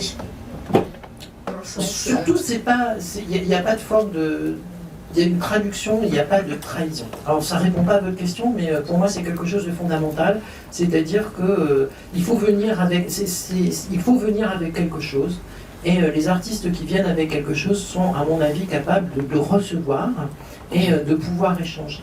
Et je pense que ça c'est quelque chose qui est véritablement fondamental. Alors, je ne sais pas comment les artistes ont été choisis, mais en tout cas eux-mêmes ont déjà émis l'envie de travailler avec autrui ou pas. Et ça, j'ai trouvé aussi intéressant. Il y a des artistes qui ont travaillé pour eux-mêmes, seuls. Oui. Et ça, je trouve ça bien. Oui, c'est vrai que c'est intéressant. Peut-être je rebondis sur ce que vous dites pour donner la parole à Sylvie pendant un instant pour vous rappeliez comment ça s'est passé finalement le déroulé de la sélection, le comité de voilà, quels étaient les profils d'experts que vous avez choisis aussi pour vous accompagner sur le choix des artistes. Je crois que certains des experts qui étaient dans cette commission sont présents, non, il me semble. Ils sont partis là. Ils sont partis, d'accord. Oui, donc nous avions un représentant, nous avions Mauricio Estrada qui à l'époque était co-directeur, je crois, du MEG. Non, il était responsable des publics, qui est maintenant responsable culturel à Nancy. Donc c'était le représentant de culture côté ville. Côté canton, la représentante était Cléa Redalier, qui est responsable du service culturel au niveau du canton, qui était présente tout à l'heure. Nous avions Olivier Kayser, qui était un des anciens directeurs du Centre culturel suisse, qui maintenant est curateur indépendant, qui monte ses expositions, et lui son regard était important parce qu'il n'est pas seulement sur les arts visuels, mais il s'intéresse aussi à la danse, il s'intéresse à la musique. Et on avait au niveau média Arnaud Robert, journaliste culturel, producteur aussi d'émissions radio et spécialisé sur la musique, mais non, son regard était important. Oui, parce que c'est voilà, le choix des artistes. Il y a des artistes qui ont des pratiques socialement engagées, collaboratives, qui aiment ça, qui savent le faire. D'autres pour qui ça pouvait être une première fois, peut-être. Je ne sais pas si dans les artistes, est-ce qu'il y en avait pour qui c'était vraiment la première fois de faire un projet de type plus collaboratif. Est-ce que vous savez si... Alors je vais peut-être rebondir sur ce que disait Monsieur Tato. Pour parler de l'œuvre d'Isabelle Klaus, qui est au 3e étage, qui a travaillé sur son propre... donc, on dit que nous ne faisons pas la distinction qui est à l'hospice, qui n'y a pas. Mais vu que son travail était sur son propre dossier de bénéficiaire de l'hospice général, voilà, il y en a qui ont fait le choix de travailler sur eux-mêmes, comme vous le releviez. Entre-temps, Isabelle est sortie de l'hospice général. Pour sa carrière d'artiste. Maintenant, la question, pardon, Raphaël. Sur la dimension, justement, cette dimension collaborative à l'intérieur du processus de création, mais peut-être je passe la parole aussi à Philbert sur cette question-là, parce que la création d'un spectacle, c'est toujours un travail collaboratif, mais finalement là, est-ce que justement, ça vous travailler avec des bénéficiaires a fait bouger vos habitudes de création, vos manières de penser vos spectacles? Oui, bien sûr, cette possibilité de travailler avec un bénéficiaire a énormément bougé mes réflexions.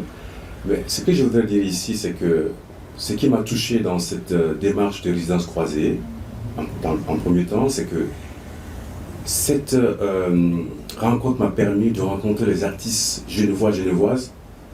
Le jour que j'ai rencontré, on a fait une rencontre avec les artistes sélectionnés. J'ai rencontré pas mal de gens. Pour moi, c'est une possibilité, en tant que, je dirais, artiste engagé ici, de rencontrer d'autres personnes que je n'ai pas l'habitude. Parce que je suis dans mon cercle un petit peu, entre l'ADC, Galpon, l'usine, et je n'avais pas la possibilité de rencontrer d'autres personnes. C'est-à-dire, c'est que la résidence a permis cela. Et en plus, ça m'a permis d'aller... je dirais aussi, ça a permis aussi à donner une chance aux bénéficiaires qui voulaient expérimenter une démarche artistique. Donc, on parle des artistes, mais il faudrait parler aussi des bénéficiaires qui se sont donné du temps et l'envie d'aller à la rencontre des artistes, des musiciens, des photographes.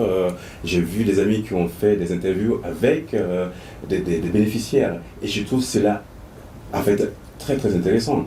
Du coup, ça modifie et ça enrichit la création. Donc pour moi, il y a deux pôles très très forts qui permettent vraiment cette force qui se retrouve. Donc, la question, je voulais dire ça avant de répondre. Non, mais c'est tout à fait en réponse à la question. Vous continuez. Et puis, dans cette création, j'ai rencontré une femme qui était timide au début.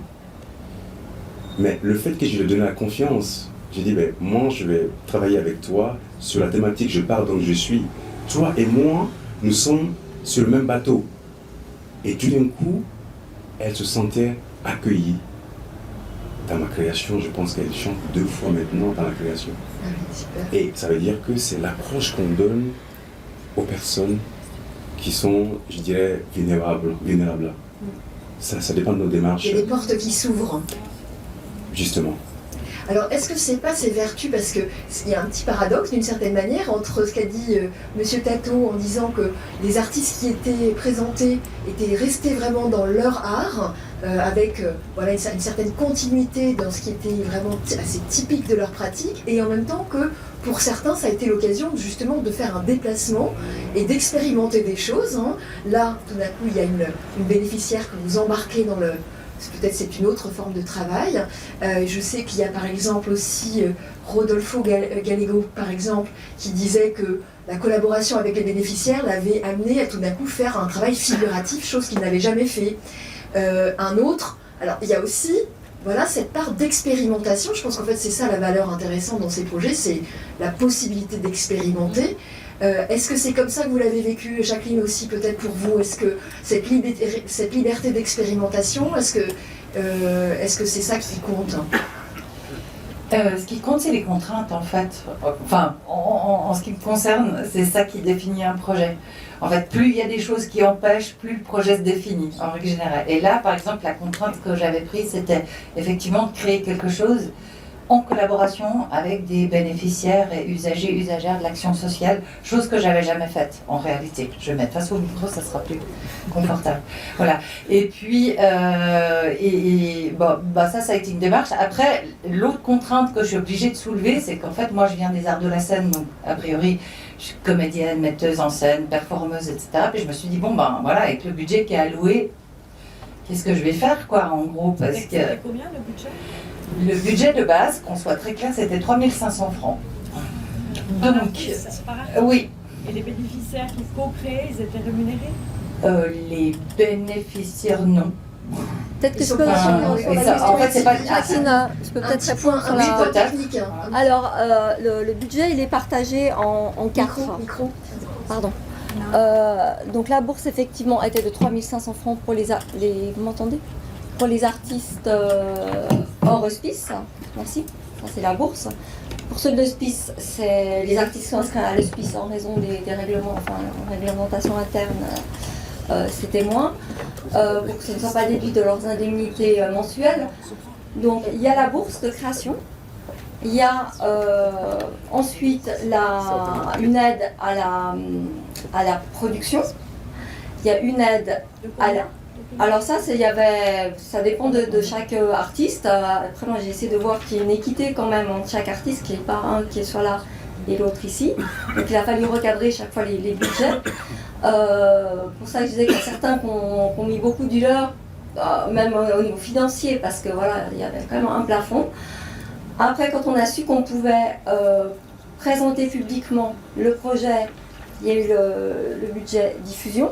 Donc par exemple, l'exemple le plus simple, les cadres, si vous exposez, nous n'exposez pas, on ne va pas s'engager à payer des cadres. On fait des photos. Et le dernier budget, c'est le cachet. Comme tout à l'heure, je disais, voilà, quand on est artiste visuel, on nous dit, vous avez déjà de la chance d'exposer, ça suffit. Donc comme c'est quelque chose qui nous touche, on va essayer de corriger ça. Donc les artistes auront un cachet qui soit artiste, parce qu'à l'hospice, artistes sont précarisés qui ont été précarisés. Maintenant, les bénéficiaires, ceux qui se présentent par exemple dans des productions spectacles, c'est-à-dire en l'occurrence avec Philbert, auront un cachet. Ceux qui sont allés à la rencontre pour parler.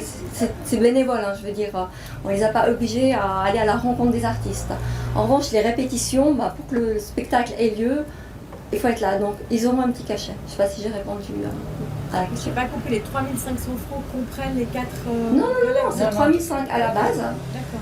On s'est un peu calqué sur les pratiques à l'époque ville-canton, des bourses qui étaient octroyées. Alors qu'est-ce qu'on peut pour être un peu dans les normes. Et après, c'était un peu du sur-mesure en fonction des propositions des artistes, en sachant qu'on ne va pas donner ça à un et ça à l'autre. Donc il a fallu... Donc le cachet, la bourse, la production, la diffusion, le cachet. Je peux donner un exemple concret si vous voulez des chiffres. Par exemple, moi je suis à l'hospice, je vais bientôt en sortir, voilà. Mais en tant que comédienne qui participe au projet de Soufiane, qui lui est un artiste qui a eu le cachet, moi j'ai pu avoir 600 francs qui n'ont pas été déduits de l'aide que je reçois tous les mois. Voilà. Ça fait combien de temps qu'on travaille? C'est un pays des cafés. C'est important. Non, mais c'est déjà magnifique. Parce que moi, c'est vrai que je me disais, ça risque de... De toute façon, ça va être... Il faut savoir qu'à l'hospice, dès qu'on gagne même 10 francs, 40 francs, c'est déduit. C'est tout de suite déduit. Donc voilà. Donc 600 francs, je me disais, bon, de toute façon, ils vont me les déduire. Et puis non, la bonne nouvelle, ça n'a pas été déduit. Encore merci, Sylvie. Ouais, merci l'hospice. Il fallait le dire auparavant aux deux politiciens que, comme quoi, un minimum vital sur Genève, 1200 francs à l'hospice, c'est un grand défi, quoi, je veux dire. Est-ce qu'on donne peut-être... Alors, est-ce qu'il y a d'autres questions du public? Sinon, moi, je voudrais juste préciser une chose, c'est que je soulève un couvercle, donc là, il y a les conséquences du couvercle que j'ai soulevé. Je voudrais juste préciser ma position par rapport à ça. C'est-à-dire, je ne suis pas en train de faire une critique et de mordre la main qui m'a nourrie. En fait, c'est pas ça. Je suis dans l'embarras en tant qu'artiste de dire que ce podcast de 40 minutes que j'ai créé, j'ai pu le faire juste avec ce soutien-là. C'est juste ça. Ça me paraît pas honnête de pouvoir dire, mais pas de problème, n'importe qui peut créer un truc comme ça dans un studio avec un ingé son, etc. pour faire ça. C'est juste ça que je veux soulever et je tiens à être honnête par rapport à ça. Parce qu'effectivement, la somme n'est pas suffisante. Moi, j'ai accepté les conditions, je le prends en conséquence. Je ne vous parle pas du temps que j'ai passé dessus et de l'argent que j'ai dû rallonger. Pour ça, j'étais d'accord de le faire. Voilà, c'est juste ça. Mais je veux vraiment soulever ça. Il faut qu'on arrête de croire qu'on peut créer tout et n'importe quoi, des choses flamboyantes, ratées, réussies et tout ce qu'on veut, sans moyens. C'est juste ça. Donc voilà, après s'il y a une deuxième édition des résidences croisées, j'ose espérer qu'on va réfléchir à cette rémunération que moi-même j'ai remise en question avant même de postuler pour dire... Voilà, enfin, je viens des arts de la scène, je me disais, bon, avec ce budget, je fais quoi? Enfin, je me paye un demi-salaire, et après, c'est quoi concrètement? Quels moyens j'ai? Comment je vais faire? Enfin, les soucis de monstration, etc. Il y avait toutes ces questions qui étaient soulevées, et Sylvie, je me souviens que j'ai pas arrêté de te cuisiner à tel point que je me suis dit, bon, c'est mort, je l'aurais pas, quoi. Enfin, voilà. Je rebondis entre ce que vous dites et puis aussi le fait que par exemple aujourd'hui il y a quand même aussi des nouvelles solutions qui ont l'air d'être en train d'arriver sur la question de la valorisation, de la rémunération de la recherche artistique. Donc tout ça c'est quand même très nouveau. Il faut savoir que quand même dans les 3/4 des pays du monde, tout ce genre de travail n'est pas du tout même rémunéré. Donc en fait c'est toujours un petit peu cette part de laboratoire artistique dans la société qui jaillit de toutes parts. C'est-à-dire qu'il y a des gens qui font des choses comme ça aussi sans aucune aide.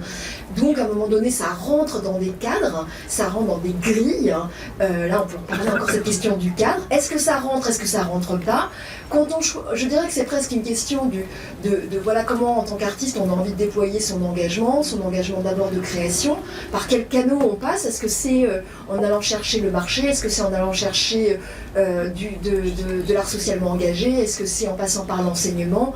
Chaque artiste invente un peu ça. Là on peut peut-être revenir aussi sur la notion de talent, de compétences, de parcours de vie. Chaque artiste en fait est une aventure de ce point de vue-là. Oui, mais être artiste c'est une condition aussi, pardon, c'est aussi une condition, c'est-à-dire que tout le monde ne peut pas se permettre comme moi d'avoir mis de l'argent personnel sur ce projet. Enfin, je tiens à le relever aussi. C'est-à-dire, oui, on peut créer avec pas grand-chose. Oui, on peut mettre ses fonds personnels dedans. C'est pas le cas de tout le monde. Moi, je fais partie des privilégiés à ce niveau-là. Alors peut-être on passe la parole sur ça. d'autres personnes qui justement ont trouvé aussi, enfin voilà, ne pas monopoliser non plus. Bien C'était sûr. quand même, voilà, je sais que vous C'est avez une vraie aussi question. reçu différentes bourses de recherche par ailleurs pour compléter ce projet, donc vous avez quand même C'était pas réussi à pour compléter mailler ce autour. projet. Je vais passer la parole à Sylvie pour quand Merci, même... merci Jacqueline de ce témoignage, mais j'aimerais préciser que Voilà. Jacqueline n'est pas la seule dans cette situation parmi les artistes qui sont ici présents. Nous avons 23 artistes, beaucoup ont mis du temps, ont mis des fonds qui leur sont propres, ont mis leur famille à contribution. Donc l'exemple de Jacqueline est un exemple qui montre ce que tous les autres, en parlant d'invisibilité une fois de plus, on n'a pas conscience forcément de tout ce qu'ont vécu tous les artistes qui sont là et tous ceux qui n'ont pas été choisis pour cette édition. C'est un point important. La question des rémunérations des artistes fait débat depuis la crise du Covid. Depuis toujours. Oui, non, mais l'avantage, c'est que on en parle publiquement maintenant, que les politiques se mobilisent pour ça. Ils le faisaient beaucoup moins avant le Covid. Donc c'est des débats qui ont lieu et l'hospice, voilà, c'est peut-être pas le débat d'aujourd'hui parce qu'il y a des tas d'autres valeurs ajoutées de ce projet dont on pourrait parler. Et peut-être si je peux rebondir sur la richesse sur le marché de l'art, je ne sais pas si on en parle maintenant, mais il y a la question qui fait beaucoup débat dans les milieux culturels sur la richesse utile versus le marché de l'art. Est-ce qu'une œuvre, on la vend X millions de francs, ou est-ce que la richesse qu'on apporte en créant, c'est justement ce lien dont parlaient Samy Canaan et Thierry Apotheose, je crois que une des richesses des résidences croisées, et le titre d'aujourd'hui est vraiment capital, rendre visible l'invisible, quand la création artistique favorise la cohésion sociale, je crois que c'est le mot du début et peut-être le mot de la fin, mais que la plus grande richesse de la culture finalement, et il y a des artistes qui ont fait ce choix de ne pas avoir une rémunération forcément très élevée, pour cette question de la mise en relation et que peut-être que le contact pour certains est plus important que la monstration, que la production, que la vente et que la richesse humaine de la rencontre, la richesse sociale pour certains est tout aussi importante et pour le public aussi. Je ne dis pas qu'il faut que les artistes se limitent à, mais je dis que voilà, c'est le cas de la majorité des artistes malheureusement. La création bien. D'ailleurs, c'est un petit peu un paradoxe d'une certaine manière, puisque on dit la culture comme voie d'intégration, comme voie de déstigmatisation, comme la possibilité d'ouvrir des portes et des opportunités avec cette notion des talents, mais en même temps que c'est une économie qui est toujours précaire, modeste. Donc il y a un peu un paradoxe finalement d'une ouverture, d'une voie possible, sachant qu'elle est aussi semée d'embûches. Donc peut-être que le bénéfice de fond, c'est quand même cette idée d'ouvrir des portes, offrir des opportunités, créer des liens. Philbert, vous avez dit aussi combien vous étiez content de rencontrer d'autres artistes. De ça naissent d'autres choses. Donc peut-être ce sont des potentialités qui sont là, qu'il faut savoir utiliser. Est-ce qu'on fait tourner un petit peu le micro dans la salle? Est-ce qu'il y aurait d'autres questions du public? Oui. Bonjour. Moi je m'intéresse. Alors, est-ce qu'il y a quelqu'un qui micro qui tourne dans la salle? Je vais faire circuler. Bonjour, moi j'avais une question par rapport aux bénéficiaires. Parce qu'on parle de l'invisible qui est rendu visible. Comment les bénéficiaires ont été, est-ce que c'est le bon mot, choisi, ou comment ils ont été informés? À savoir, je suis intéressée à savoir si ce sont des personnes qui spontanément ont dit oui à l'idée, mais qu'auparavant les assistants sociaux ont peut-être pensé à certains profils, ou est-ce que l'annonce était faite dans différentes langues, par différents canaux, et on a invité un large public. Mais au fond, est-ce que les personnes qui ont pu participer avec les artistes officiels, je ne sais pas comment vous nommer, ont fait une démarche en amont, ils étaient déjà prêts à cette démarche, ou ils ont dû faire un travail eux-mêmes pour se rendre visibles? Alors les bénéficiaires, on a mobilisé tous les canaux de communication qu'on a à l'Hospice Général. Donc il y a eu énormément de séances de briefing dans les différentes structures de l'Hospice Général, dans les différentes équipes, pour expliquer le projet, pour demander aux assistants sociaux et aux équipes, est-ce que vous pensez, vous, à des bénéficiaires qui pourraient être intéressés premier point. Deuxième point, on a édité une petite brochure qui présentait les œuvres de chaque artiste, enfin les projets artistiques de chaque artiste. Donc voilà quel profil on a besoin pour tel projet. Donc d'abord c'était un outil interne qu'on a aussi laissé dans les différents centres d'action sociaux et foyers qui étaient en libre service. Soit l'assistance sociale, quand elle voyait ses bénéficiaires d'abord là, peut-être ça peut vous intéresser, soit c'était en libre service. On a aussi des écrans à l'interne dans les différentes structures. Il y avait aussi de la promotion de ce projet. Enfin, on a essayé tous les canaux. Donc, des assistants sociaux qui se sont dit, tiens, peut-être que cette personne, ça pourrait lui plaire. Donc, non, ils n'ont pas été préparés. Et on a eu des demandes encore bien après que le projet soit clos de participation de la part des bénéficiaires. Donc, il y avait un vrai intérêt de la part des bénéficiaires de participer, il y avait un enthousiasme. Justement, sur les médiateurs que vous verrez aux étages. Donc c'est quelque chose qu'on a mis sur pied à la fin. Donc par rapport à ce cercle vertueux de rendre et de mettre aussi en lumière nos bénéficiaires. Donc ils ont fait un travail formidable, ils ont été formés il y a 2 semaines. Très rapidement, ils sont là, ils sont jetés dans l'arène, ils vont répondre à vos questions. Et ça, c'était aussi bénévole. Alors, il y a des artistes qui ont participé avec les bénéficiaires, l'inverse, les bénéficiaires qui ont participé avec les artistes. Et voilà, venez expliquer quel est votre vécu avec cette expérience artistique. Par exemple, Sam qui est au 3e étage avec le projet de Nadia Savoie, et d'autres qui ont été mobilisés par d'autres équipes et en disant voilà, il y a ce projet, est-ce que ça vous intéresse? Donc c'est vraiment des interventions même bénévoles, enfin en tout cas spontanées et volontaires. Oui, sur base de volontariat, moi que c'était vraiment. Enfin volontairement sincère. Moi bénéficiaire, je dis ok, j'ai un désir, c'est pas moi assistance sociale, j'oblige mon bénéficiaire à. Je ne pensais pas à ce point de vue-là. C'est peut-être, je vais préciser ma question. Moi, j'avais travaillé pour une association qui s'appelle ATD Monde, qui lutte contre la grande pauvreté. Et eux vont chercher ceux qui se cachent, en fait. Pas parce qu'ils n'ont rien à dire, mais parce qu'ils sont tellement brisés par la vie qu'ils ne trouvent pas un canal de communication quelque part. Et ma question, c'était ça. Est-ce que des bénéficiaires timides, qui étaient peut-être effectivement brisés, c'est peut-être pas le mot, mais il y en a. Qui auraient pu participer, mais il leur fallait un autre accompagnement. On l'a fait. Peut-être l'exemple de Mamizuka, par exemple, qui a travaillé avec un bénéficiaire. Oui. Mamizuka était là tout à l'heure. Oui, il est là-haut. Ah. Est-ce qu'on donne la parole? Alors. Si je peux juste me permettre, dans les assistants sociaux, certains connaissent certains de leurs bénéficiaires et leur ont proposé aussi le projet spécifiquement. Après, on a des personnes qui sont tombées sur les annonces et qui, eux, spontanément, en ont parlé avec leurs assistants sociaux. Et j'ai envie de dire aussi que les activités artistiques, ça n'a pas lieu que dans le cadre des résidences croisées. Et il y a beaucoup de gens qu'on connaît, on sait qu'ils ont des talents, on sait qu'ils ont une pratique artistique, et ça c'est pris en considération aussi dans le travail social. On va essayer de valoriser ça pour vous parler de gens plus timides qui vont se cacher. On va peut-être aussi travailler là-dessus, peut-être pas dans le cadre des résidences croisées, mais dans le cadre du travail social normal, courant, qui se fait avec les bénéficiaires, et puis de les encourager dans une certaine voie. Pour certains, ça va peut-être avoir un côté un peu plus thérapeutique, bien-être, qui ne va pas être une pratique artistique avec une visée de vivre de cet art, mais juste de se faire du bien, et puis de progressivement arriver, pour certains, à un peu émerger, sortir de sa bulle, et puis arriver à se montrer, arriver à présenter quelque chose. Voilà, et j'ai juste envie de donner un exemple. Au Centre d'action sociale de Carouge, par exemple, on a un bénéficiaire qui régulièrement nous apporte des toiles qui sont exposées, puis après il change, et ça fait partie d'un projet pour cette personne, de montrer des choses. Et cette personne a vraiment évolué depuis qu'on n'est pas une galerie d'art, mais on expose ses toiles. Merci. Je profite aussi pour compléter votre question. J'ai eu l'occasion de travailler avec les femmes de Guadeloupe. Elles étaient timides.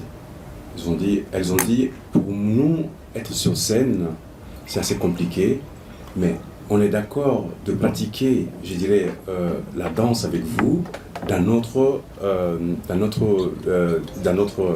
foyer. Cela va nous apporter le bien-être. C'est pour dire que voilà, il y avait des personnes aussi qui avaient envie de travailler, mais à certaines limites.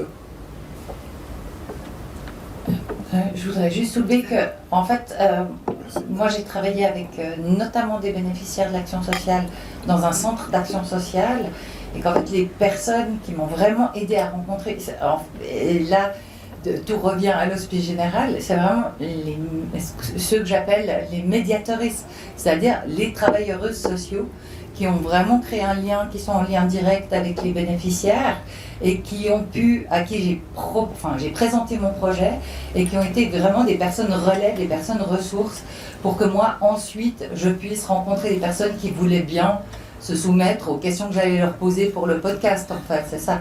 Donc voilà, c'est une collaboration. Pour moi, ça a été super bien. Et effectivement, il y a des endroits où la chimie se passe mieux que d'autres, en fait, simplement parce que tout à coup, on sent une équipe hyper investie et on sent que ce projet les excite et tout ça. Et tout à coup, il y a des résultats. Il y a d'autres fois où c'est plus compliqué, où simplement le service en question ou l'institution en question a une structure qui ne permet pas tellement ce genre de rencontres. Voilà. Je sais qu'il y a des mains qui se lèvent ici. Je sais que Fred voulait intervenir aussi. Voilà, on prend cette question et puis ensuite... Je voulais aller dans la continuité de votre question et du coup peut-être la préciser autrement. Est-ce que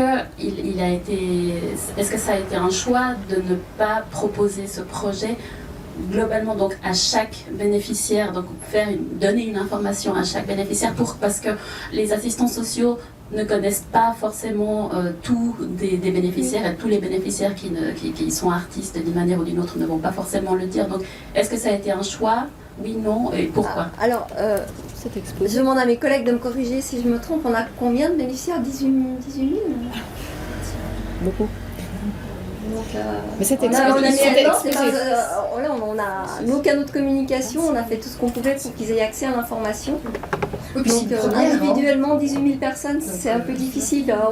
On n'aurait pas encore commencé le projet. L'information n'a pas été cachée, en tout cas elle a été rendue publique dans les centres, les différents centres d'action sociale.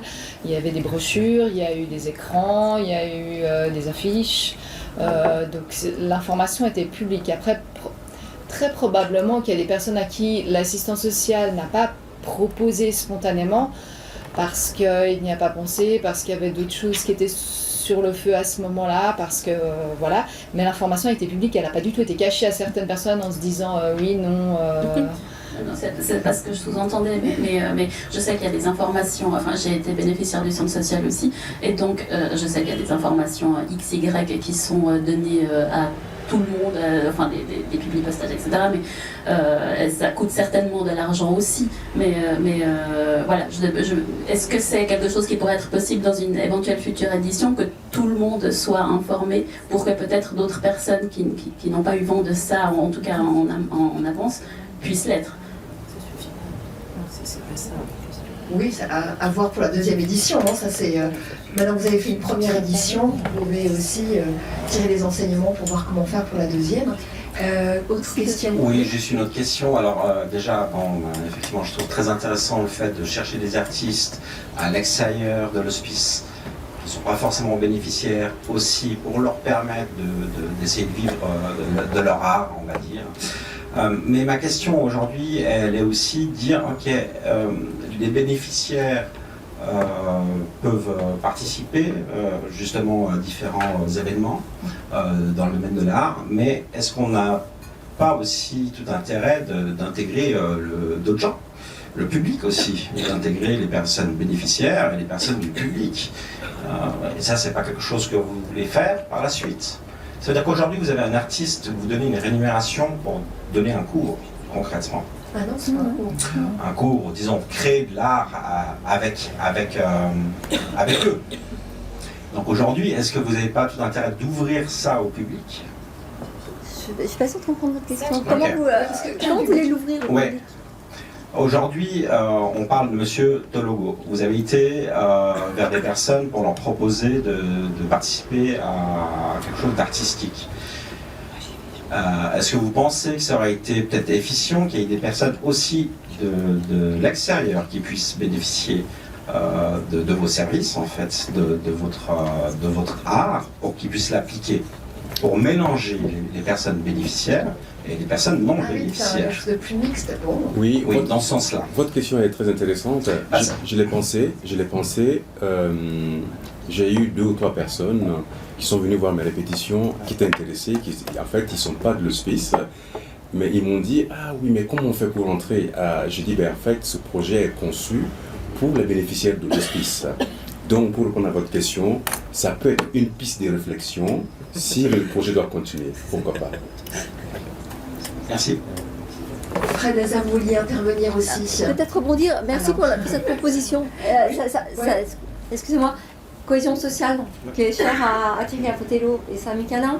C'est un bel exemple si on arrive à faire dialoguer le public. Et puis créer l'ouverture, toujours. Hein. C'est ça aussi la clé, c'est l'ouverture.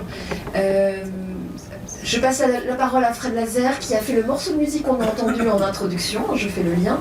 C'est un très beau morceau de musique reggae, world, cosmique. Hein. C'est ça, c'est les mots-clés, je crois. Fred, on vous écoute. Moi, je voulais juste déjà remercier Sylvie là, pour le travail. Et surtout, je trouve que c'est vraiment expérimental et vraiment cool cette histoire. Parce qu'en Suisse, moi je suis parti, j'ai 65 piges, je me suis retrouvé au chômage en 2020. Et je suis parti 40 ans pour apprendre l'art. Chaque fois, j'aurais pu faire prof conservatoire, j'aurais pu rester dans la variété, j'aurais pu rester dans la musique de film, j'aurais pu rester dans la world music, je suis parti partout, parce que l'art, c'est l'art. Après, quand on est dans un pays qui n'a pas de business de l'art, dans certains pays où je suis allé, on gagnait de l'argent seulement par le privé. Dans d'autres pays, comme en France, il y a beaucoup de statuts d'intérimaires de spectacle, etc., etc. Et je pense que ce qui est lancé maintenant, qui est expérimental avec l'Hospice Général, c'est un modèle extraordinaire. Quand j'ai entendu parler de OMS, justement pour M. Canahan qui parlait des assurances maladie, etc., il y a, comme c'est quand même limité. La Suisse ne sera pas un pays comme l'Angleterre pour la musique, ou les États-Unis, ou d'autres pays pour le cinéma. Donc je pense qu'il y a quelque chose à creuser, que ça continue. Et parce que finalement, en revenant, moi, après 40 ans, si je parle juste pour moi, c'est qu'on est complètement déconnecté du milieu. Donc finalement, on a beaucoup de richesses et on a beaucoup de chance de se retrouver à la ramasse. Même avec un gros pédigré, on peut se retrouver complètement à la ramasse. Donc on a beaucoup à donner et franchement, le projet, je pense que c'est pas du tout le moment de critiquer le côté financier, parce que là on rentre dans quelque chose de... Mais non. Ah bah si. Non, je suis pas d'accord avec toi. Chacun son point de vue. Chacun son point de vue. On n'est pas obligé de la même chose. Je réagis juste, j'ai pas lancé une polémique. Mon point de vue, que pour gagner de l'argent en Suisse, j'aurais fait prof au conservatoire et je serais allé bosser au Grand Théâtre. Mais par contre, chacun a son truc. Voilà, quoi. Après, chacun son point de vue, bien sûr. Ouais. Et puis c'est des parcours d'expérimentation. On peut peut-être aussi voir ça comme des choses qui déclenchent des choses dans des chemins de vie, dans des parcours de vie. Vous avez travaillé avec voilà, pour moi, visible et voilà, cette invisible. idée de, à un moment donné, il y a des carrefours dans des chemins de vie. Les projets artistiques peuvent être aussi des moments. Mon histoire de la reine de Saba, c'était vraiment ça. Je me voyais, quand j'ai postulé pour le projet, je me voyais un vieux blanc qui propose un truc que moi je suis parti. Donc je suis parti pour connaître l'art. Après, de ça, je me suis inspiré de Visible, Invisible, d'un petit poème de Paracels, qui est une sorte de méga star suisse qu'on connaît peu. Mais médecin avant l'heure, enfin médecin. Disons qu'il n'y a pas de vision de Heidegger, il n'y a pas de Kant, il n'y a pas de Jung, il n'y a pas d'homéopathie, il n'y a pas détection des maladies mentales, il n'y a pas la médecine du travail, il n'y a pas la vulgarisation, il n'y a pas tout ça sans ce bonhomme-là. C'est un Léonard de Vinci extraordinaire. Donc, je suis parti d'un poème où lui dit justement que pour apprendre un art, il faut user ses souliers et son chapeau. Et il parlait de la reine qui avait traversé les mers pour rencontrer connaître la sagesse de Salomon. Et c'est pour ça que je suis parti dans mon trip Cantique des Cantiques, reggae, Érythrée, et j'ai pu, grâce à Sylvie, à ce projet, rencontrer Miss Ghana, qui est notre petite reine de Saba. Miss Ghana, est-ce que vous voulez témoigner, parce que vous avez aussi participé aux ateliers, qu'est-ce que ça a été pour vous, cette expérience de participer au projet de Fred? Juste avant, je dis un truc, c'est comme intégration extraordinaire. Miss Ghana, il y a 9 ans, elle était dans des camps, partie d'un bled d'Érythrée, dans des camps au Soudan. Elle a fini sa mature artistique. Maintenant, elle fait le droit à l'UNI. Elle est artiste. Et elle fait aussi de l'aide aux autres gamins pour le soutien scolaire dans une association amique de ces deux gens érythréens. Donc, c'est chapeau, quoi, c'est merveilleux, quoi. Donc le parcours de vie, hein, ça c'est aussi, il y a plusieurs artistes qui ont travaillé sur ces récits de vie. Je pense à Christiane Busek avec le focus sur les Hazaras. Hein. Peut-être on peut citer quelques artistes. Bon, d'abord, j'aimerais remercier Jean-Luc, ainsi aussi Amic, l'association, parce qu'en fait, j'ai rencontré Jean-Luc grâce à eux. C'est eux qui m'ont proposé, ils m'ont parlé du projet. Après, j'ai dit ok, je vais voir. Quand il m'a parlé, il m'a dit on va parler de quelque chose de positif, l'immigration. Et j'ai dit ok.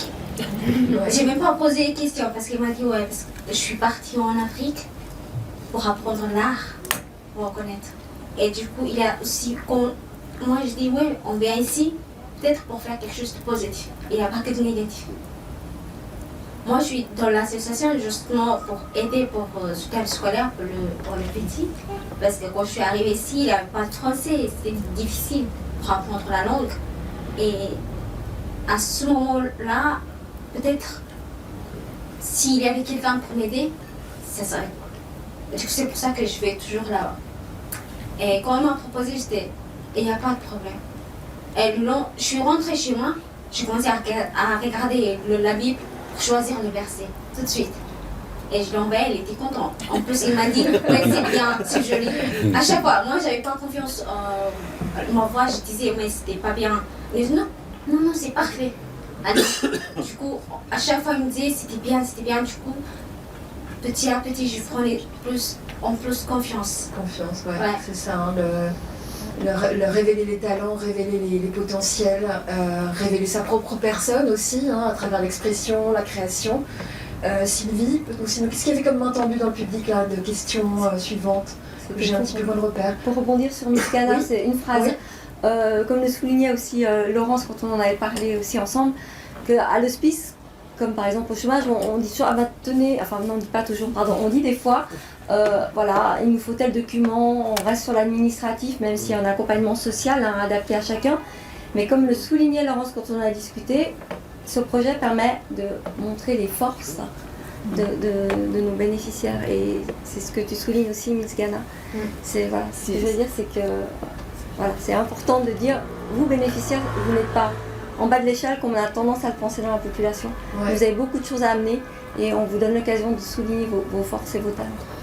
Si je peux préciser, effectivement, on a un système ici qui est très bien, hein, heureusement que cette aide existe, et pas que l'Hospice Général en fait. Nos bénéficiaires sont les personnes qui ont le plus affaire à l'administration. Alors il y a l'Hospice Général, mais il y en a plein d'autres. Et en fait, chaque démarche administrative est un casse-tête. Et une démarche qu'un citoyen lambda qui n'a pas forcément besoin d'aide ou de subvention va faire peut-être une fois par année, certains de nos bénéficiaires doivent le faire 6 fois par année, et puis c'est pas le bon formulaire, c'est pas la bonne case, c'est pas le bon document, il en manque un, et on met souvent les gens face à une situation d'échec où ils n'ont pas forcément envie d'aller la chercher, cette allocation, ils n'ont pas forcément envie d'aller remplir ce document, mais ils doivent le faire, et systématiquement il y a un truc qui ne joue pas. C'est un parcours d'embûche. Exactement. Donc, quand une personne lambda comme moi doit faire une de ces démarches, systématiquement, on me dit qu'il y a un truc qui n'est pas juste. Bon, je dois en faire qu'une seule, mais eux, ils doivent en faire régulièrement et pour des choses où des fois, c'est des casse-têtes administratifs.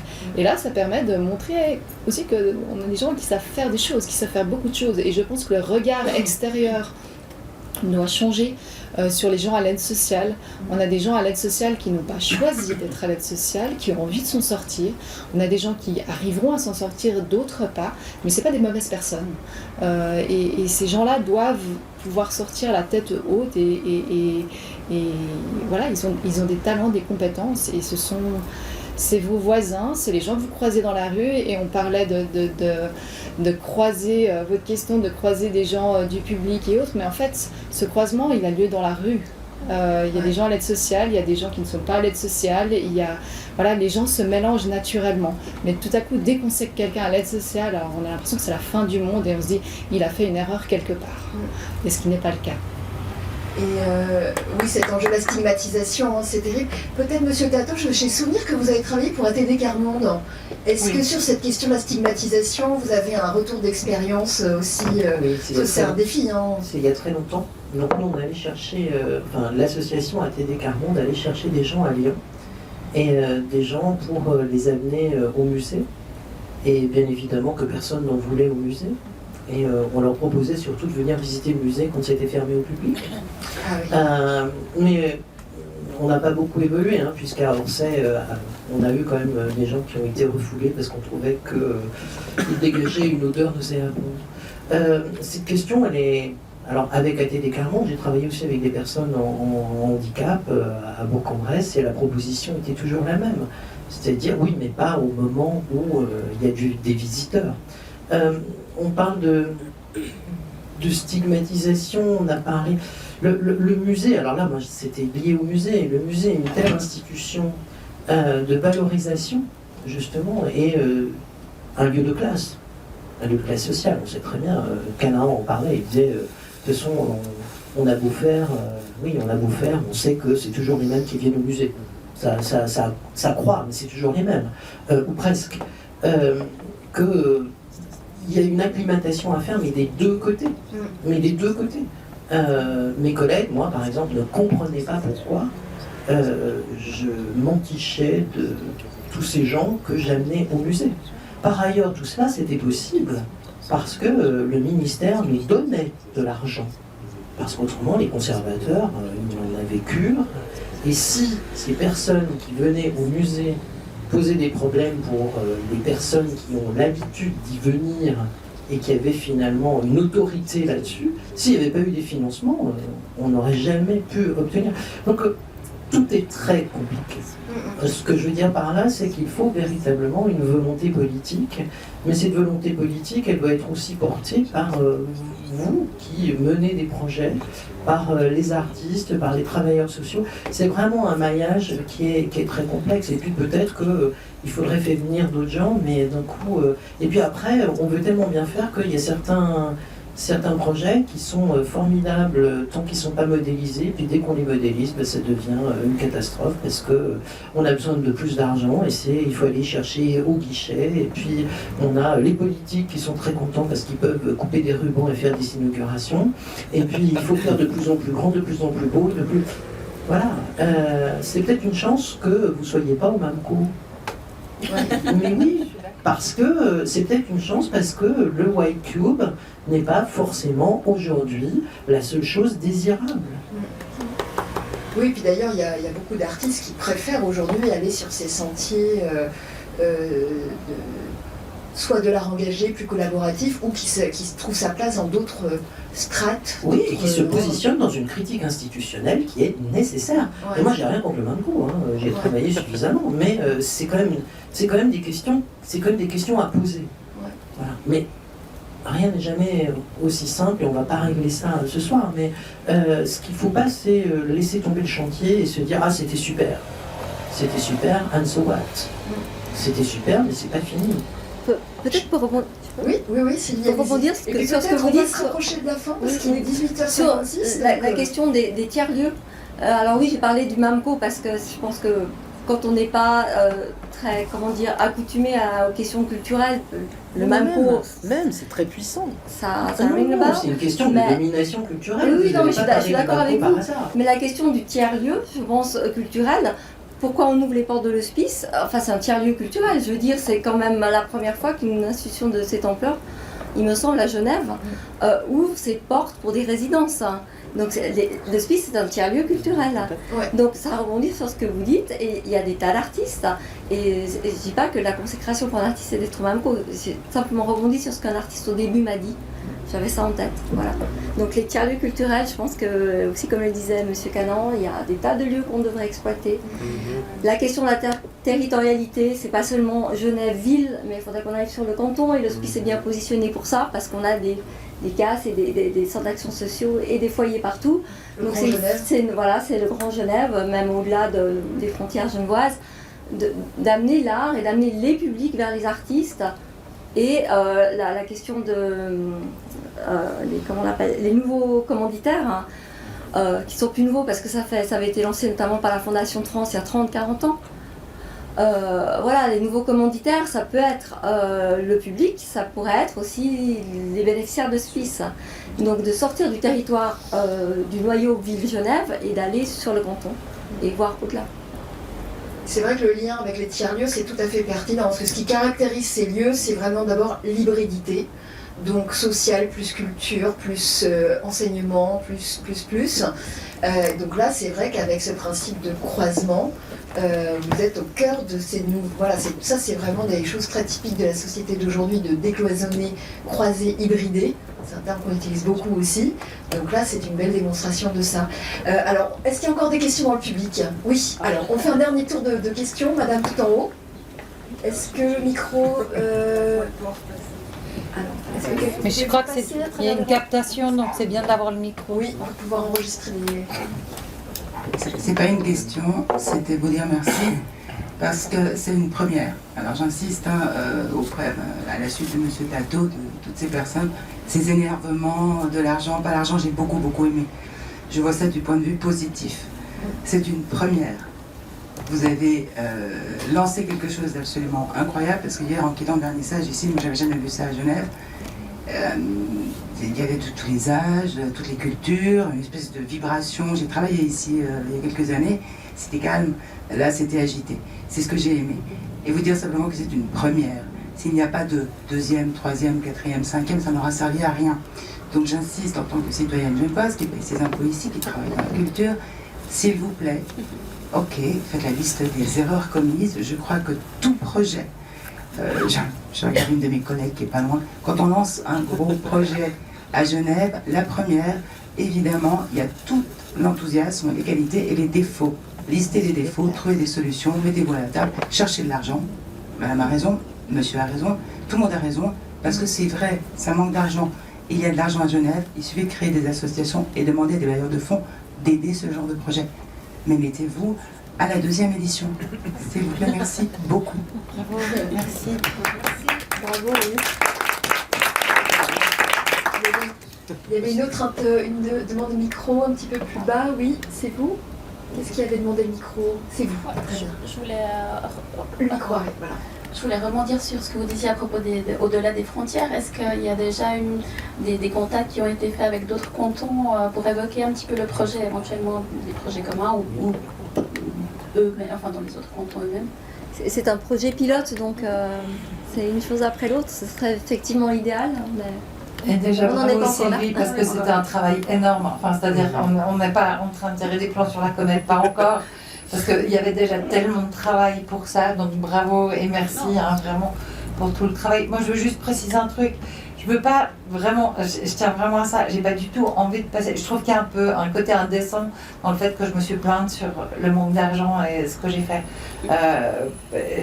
C'est pas très décent par rapport au fait que justement l'Hospice Général s'occupe de personnes qui sont bien moins loties que moi. Voilà, c'est juste une réalité d'artiste. Je tenais vraiment juste à préciser ça.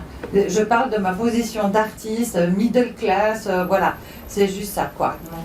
Claude Hibert. Oui, alors moi je trouve au contraire que c'était tout à fait bienvenu d'en parler, que c'était nécessaire et que justement, c'est quand on est un privilégié qu'on peut en parler, puisqu'autrement on n'ose pas le faire.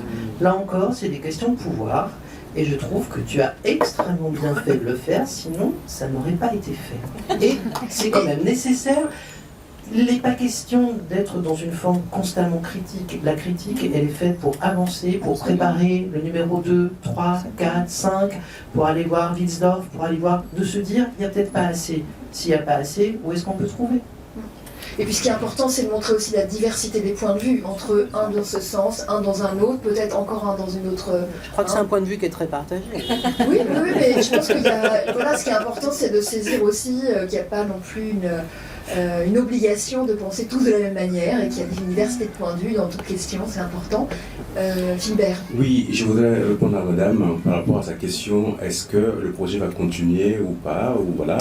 Et moi, mon souhait, la performance que j'ai proposée dans le cadre de Résidence Croisée, moi je voudrais que ce spectacle ou cette performance soit vue dans d'autres cantons et dans d'autres centres pour montrer l'engagement des bénéficiaires, leur travail, leur démarche. Donc, si jamais, venez nous voir demain à 5h et peut-être qu'on pourra discuter avec l'équipe comment faire pour qu'on puisse voir cette performance-là. Ça, c'est mon souhait en tant qu'artiste, en tant que chorégraphe. Oui, d'ailleurs, on peut rappeler les horaires. Oui, alors je voulais rappeler le calendrier, mais peut-être rebondir sur ce que dit Philbert pour que vous compreniez aussi quelle est la réalité, non seulement des artistes, mais des personnes qui sont requérants d'asile. Hein. Nous avons 2 personnes qui ont travaillé avec Philbert. Une qui n'a pas pu aller jusqu'au bout parce qu'elle a reçu son papier blanc qu'on a, comme on appelle chez nous, c'est-à-dire le renvoi. Donc elle a eu ça a reçu son expulsion, donc elle s'était engagée, elle n'a pas pu être là. Je crois qu'elle est plus en Suisse maintenant. Et une autre jeune artiste, une jeune bénéficiaire qui a travaillé avec Philbert, qui travaille toujours, qui est une jeune Ukrainienne de 19 ans qui a fui la guerre, qui a quitté ses parents et qui n'a jamais pu retourner en Ukraine, mais ses parents sont là pour une semaine en Suisse. Et elle était catastrophée de ne pas pouvoir continuer les répétitions, donc elle les a fait en virtuel. Et demain, elle sera là l'après-midi. Elle était tellement triste, mais c'est pour que vous compreniez la réalité et l'engagement de toutes les personnes. Comment des artistes ont réussi à motiver ou à révéler les envies de tous ces bénéficiaires que, effectivement, avec le travail social qu'il y a, tout le monde fait de son mieux, mais on n'arrive pas à identifier chaque personne, ses besoins, ses envies. Je crois que l'hospice va de plus en plus, c'est un des enjeux de l'hospice, enfin qui est déjà mis en place, mais de l'accompagnement social adapté. C'est qu'on adapte, enfin vous me corrigerez, l'accompagnement à chaque individu, à ses besoins. On essaye de je pense que c'est exactement ça, et j'ai envie de dire, là c'est un projet qui concerne les artistes, mais nous avons des bénéficiaires qui n'ont pas de talent artistique, mais qui en ont bien d'autres. Donc il y a aussi d'autres choses à mettre en avant, talent culinaire, talent oratoire, ou je ne sais pas, mais il y a plein d'autres bénéficiaires qui ne savent pas tenir un pinceau, mais qui savent faire plein d'autres choses aussi. Oui, c'est une manière de stimuler différentes formes d'engagement, engagement artistique, engagement dans différentes directions en fait. Hein, c'est peut-être ce moteur de l'engagement qui est activé à un moment donné. Oui. Oui, alors voilà, pour un côté positif, je peux parler un peu plus fort si vous voulez. Non, pour l'enregistrement c'est mieux avec le micro. Okay. Alors une chose positive, en tout cas, moi je dirais vraiment un grand merci aux Résidences Croisées. Pourquoi ? Parce que ça m'a permis de rencontrer un autre artiste qui est Soufiane Amiar. Et là, ça dépasse les Résidences Croisées. Je crois que c'est une vraie rencontre comment on peut dire ça, mon chou ? Artistique. Ouais, voilà, c'est le coup de foudre de travail artistique. Et ça, c'est magnifique aussi. C'est-à-dire que, voilà, ça permet ça aussi. Parce que je connaissais pas du tout le monde de la danse. Moi, je suis plutôt comédienne, musicienne. Et Soufiane est plutôt danseur, travail Grotowski, voix, corps et tout ça. Donc, je connaissais pas du tout Soufiane. Voilà. On vous voit quand ? Donc les horaires.